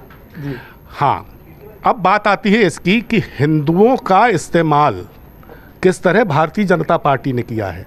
सोचने की ये बात है, किस तरह की एक हमलावर प्रवृत्ति हिंदू समाज में घुसाने की कोशिश की अपने राजनीतिक हितों के लिए। उससे हिंदू समाज का बहुत नुकसान हुआ है। उससे कुछ हिंदू समाज के एक वर्ग का दुरुपयोग किया, उसका इस्तेमाल अपने लिए किया, और उससे पूरे हिंदू समाज का बहुत बहुत दीर्घकालीन नुकसान भारतीय जनता पार्टी ने किया। वही अब सब भुगतना पड़ रहा है और उसकी शुरुआत हो गई। Sumit, I mean I would want to consider कि मैं एक यंग सिटीजन ऑफ इंडिया हूं। ये बहुत तो ये अनकंफर्टेबल है डेफिनेटली। जब हम रिलीजन की बात करें, अनकंफर्टेबल है आज की डेट में युवाओं के लिए डिस्कस करना। बट क्योंकि जो सर कह रहे हैं कि इतना ज्यादा बीजेपी ने हिंदुत्व के बारे में बात कर रही है, आप बताइए अगर आज की डेट में बीजेपी अपना पॉलिटिकल नैरेटिव चेंज कर देगी, will BJP survive? It's about survival of the fittest. अब उनका एक नैरेटिव उनको बचा जा रहा है। पंकज शर्मा का ट्रैप है ये बीजेपी को फंसा लेने तो का। चाहे वो डिस्कशन, चाहे वो एक टॉपिक कंफर्टेबल हो फॉर द यूथ, चाहे वो अनकंफर्टेबल हो, हर पॉलिटिकल पार्टी उस नैरेटिव को जिंदा रखेगी जिस नैरेटिव से वो सर्वाइव कर सकते हैं। अपनी अपनी पिच, आप कुछ कहना चाहिए। देखिए, इस देश में आज़ादी के बाद जातिवादी राजनीति, मजहब की राजनीति, वंशवाद की कितने शुरू की? कांग्रेस ने शुरुआत की। बाद में ये भी एक सोचने की बात है कि कांग्रेस जो मुस्लिमों की बात करती थी, कांग्रेस जो सबसे ज़्यादा दलितों की हितैषी बनती थी, कांग्रेस जो सबसे ज़्यादा ओबीसी के लिए करती थी, कांग्रेस सबसे ज़्यादा ब्राह्मणों की पार्टी भी बनती थी, वो कहाँ गए सब कांग्रेस से? क्योंकि कांग्रेस ने सबका धोन किया। जब देने की बात आती थी तो अपने परिवार को दे दो, नेताओं के परिवार को दे दो। आज तो कांग्रेस के पास सब आ गए, आज तो हर तबके में बड़े। ये सिर्फ एक राज्य की बात नहीं है, बहुत बड़े 29 राज्य हैं। एक ही राज्य की नतीजे की बात कर रहे हैं। मोदी तो ये जीतने वाले थे ना, उनका देखिए कर्नाटक में बीजेपी के हार के, बीजेपी जैसे तिवारी जी ने कहा, बीजेपी बहुत बड़ी मजबूत नहीं थी। पिछली बार 104 सीटें आई थी, इस बार 40 सीटें कम हो गई उसकी। लेकिन यह है कि जो तुष्टिकरण की राजनीति है वो तो कांग्रेस ने कर की, और जो क्षेत्रीय दलों का नाम ले रहे हैं पंकज जी, वो भी सब कांग्रेस से वो निकले हुए हैं। ज़्यादातर तो कांग्रेस से निकले हुए दल हैं जो सीख के गए हैं अपने गुरु से, वो चेले कर रहे हैं, वो तो तुष्टिकरण राजनीति कर रहे हैं सब। मैं आखिर में आ गया हूँ इस शो के, और ये बड़ा इंपॉर्टेंट है। मैं क्विक फायर राउंड खेलूंगा यहाँ पे, रैपिड फायर जिसको कहते हैं, और मैं आप सबसे गुजारिश कर रहा हूँ, 1 2 3 4 8 लोग बैठे हुए हैं, 8 गणमान्य पत्रकार मेरे साथ हैं, सबकी अपनी अपनी सोच है। एक नाम लीजिएगा, बस सवाल एक ही है, कॉमन है, और मैं जैसे सवाल पूछूंगा पेपर आउट हो जाएगा, तो इसीलिए अपना जवाब तैयार रखिएगा। उसमें आप इफ़ बट नो वो मत करिएगा, ये बेहतर रहेगा, क्विक रैपिड फायर हो जाएगा। प्रवीण से शुरू करता हूं, और अगले सवाल में आखिर में आप पे आऊँगा, मैं पहले ही आपको बोल दे रहा हूँ। तो पहला सवाल आपसे है, बीजेपी की हार का कर्नाटक में जो आज नतीजा आया है, सबसे बड़ा जिम्मेदार एक शख्स कौन है आपके हिसाब से? अरे ये बड़ा फंसाने वाला सवाल है। एक शख्स जो जिम्मेदार है वो है प्रियंका गांधी। अच्छा, बीजेपी की हार का, ठीक, आपके हिसाब से बीजेपी की हार का कौन जिम्मेदार? मतदाता ही जिम्मेदार हैं। शिवम, कौन जिम्मेदार है बीजेपी की हार के लिए? Collective responsibility. बीजेपी की हार के लिए एक शख्स कौन जिम्मेदार है? प्रधानमंत्री मोदी। प्रेम कुमार जी? सेम जवाब, प्रधानमंत्री Narendra Modi. Aditi? The chief minister, क्योंकि वो हमेशा अपने आप को पोर्ट्रे करते रहे कि मैं बहुत दबा कुचला हूँ, आप जैसे करेंगे मैं वैसे कर लूँगा। वो अगर थोड़ा स्ट्रांग बनते, थोड़ा एक अग्रेसिव एटीट्यूड रखते। बोम्मई साहब, तो कौन जिम्मेदार बीजेपी की हार का? आदरणीय नरेंद्र भाई मोदी। गलत रणनीति, बीजेपी की गलत रणनीति। हालांकि मैं शख्स का नाम जानना चाह रहा था, 2 लोग बच के निकल गए। अब ये संपादक है तो इनसे सवाल काउंटर क्वेश्चन नहीं कर सकते, यहाँ और शो भी तो कर रहे हैं मुझे। अगला सवाल फिर मैं पूछता हूँ, और इस बार यहाँ से शुरू करूँगा, आगे जो लोग बैठे हुए हैं। और वो सवाल ये है कि कांग्रेस की जीत के लिए किसके सर पर सेहरा बनना चाहिए? प्रेम कुमार जी? इसका जवाब एक नाम देना बहुत मुश्किल है, लेकिन वो 2 व्यक्ति जो हैं कर्नाटक के लोकल, उनको संगठनात्मक रूप से उनको श्रेय देना चाहिए। लीडरशिप को तो श्रेय मिलता ही है ऑटोमेटिक। नाम लीजिए ना, शिव कुमार, सिद्धारमैया। मुझे लगता है ये सिद्धारमैया और शिव कुमार, ये दोनों को इक्वल शेयर देंगे। आपके हिसाब से? मेरे शिव कुमार, सिद्धारमैया इक्वली। शिवम? सिर्फ मल्लिकार्जुन खड़गे मुख्यमंत्री बनने चाहिए, प्रियांक ने कहा भी है। कौन कांग्रेस की जीत का hero? Definitely not the Gandhis, DK Shiv Kumar. Pankaj ji? सबके सिर पर सहरा है। आपके हिसाब से? देखिए, जीत का सेहरा राहुल गांधी के सिर पर बनना चाहिए, क्योंकि उन्होंने अध्यक्ष पद छोड़ा और मल्लिकार्जुन खड़गे को लाए। क्यों, किसके सीट से? कर्नाटक के मतदाता। फिर संपादक बन गए। पर मैं किसी शख्स का नाम नहीं ले पाऊंगा। हाँ, मैं ये बता दूं कि निश्चित तौर पर आज शनिवार का दिन है। जय बजरंग बली का आशीर्वाद मिला। बहुत बहुत शुक्रिया आप सबका जुड़ने के लिए। कैसे वक्त निकल गया पता नहीं चला। खबरों के खिलाड़ी का विशेष अंक आपको कैसा लगा ज़रूर आप हमको बताइएगा, अपने फीडबैक ज़रूर दीजिएगा। उसको हम लोग अप्रिशिएट भी करते हैं, उनको हम पसंद भी करते हैं और बताते भी रहते हैं। और साथ साथ मैं ये भी कहना चाहता हूँ, इस प्रोग्राम को ज़रूर देखते रहिए, इसको लाइक करिए, इसको सब्सक्राइब करिए, इसके वीडियोज़ को फॉरवर्ड करिए, क्योंकि ऐसी निष्पक्ष चर्चा, ऐसी सच्ची चर्चा आपको कहीं किसी और टीवी प्लेटफॉर्म पर नहीं देखने को मिलेगी। और यहाँ पर वाकई में खबरों के खिलाड़ी ही खबरों की नब्ज़ को पकड़कर खबरों का विश्लेषण करते हैं। शुक्रिया अमर उजाला की इस विशेष पेशकश को देखने के लिए। मन से उजाला कर चले, मन से उजाला कर चले, एक अमर उजाला कर चले।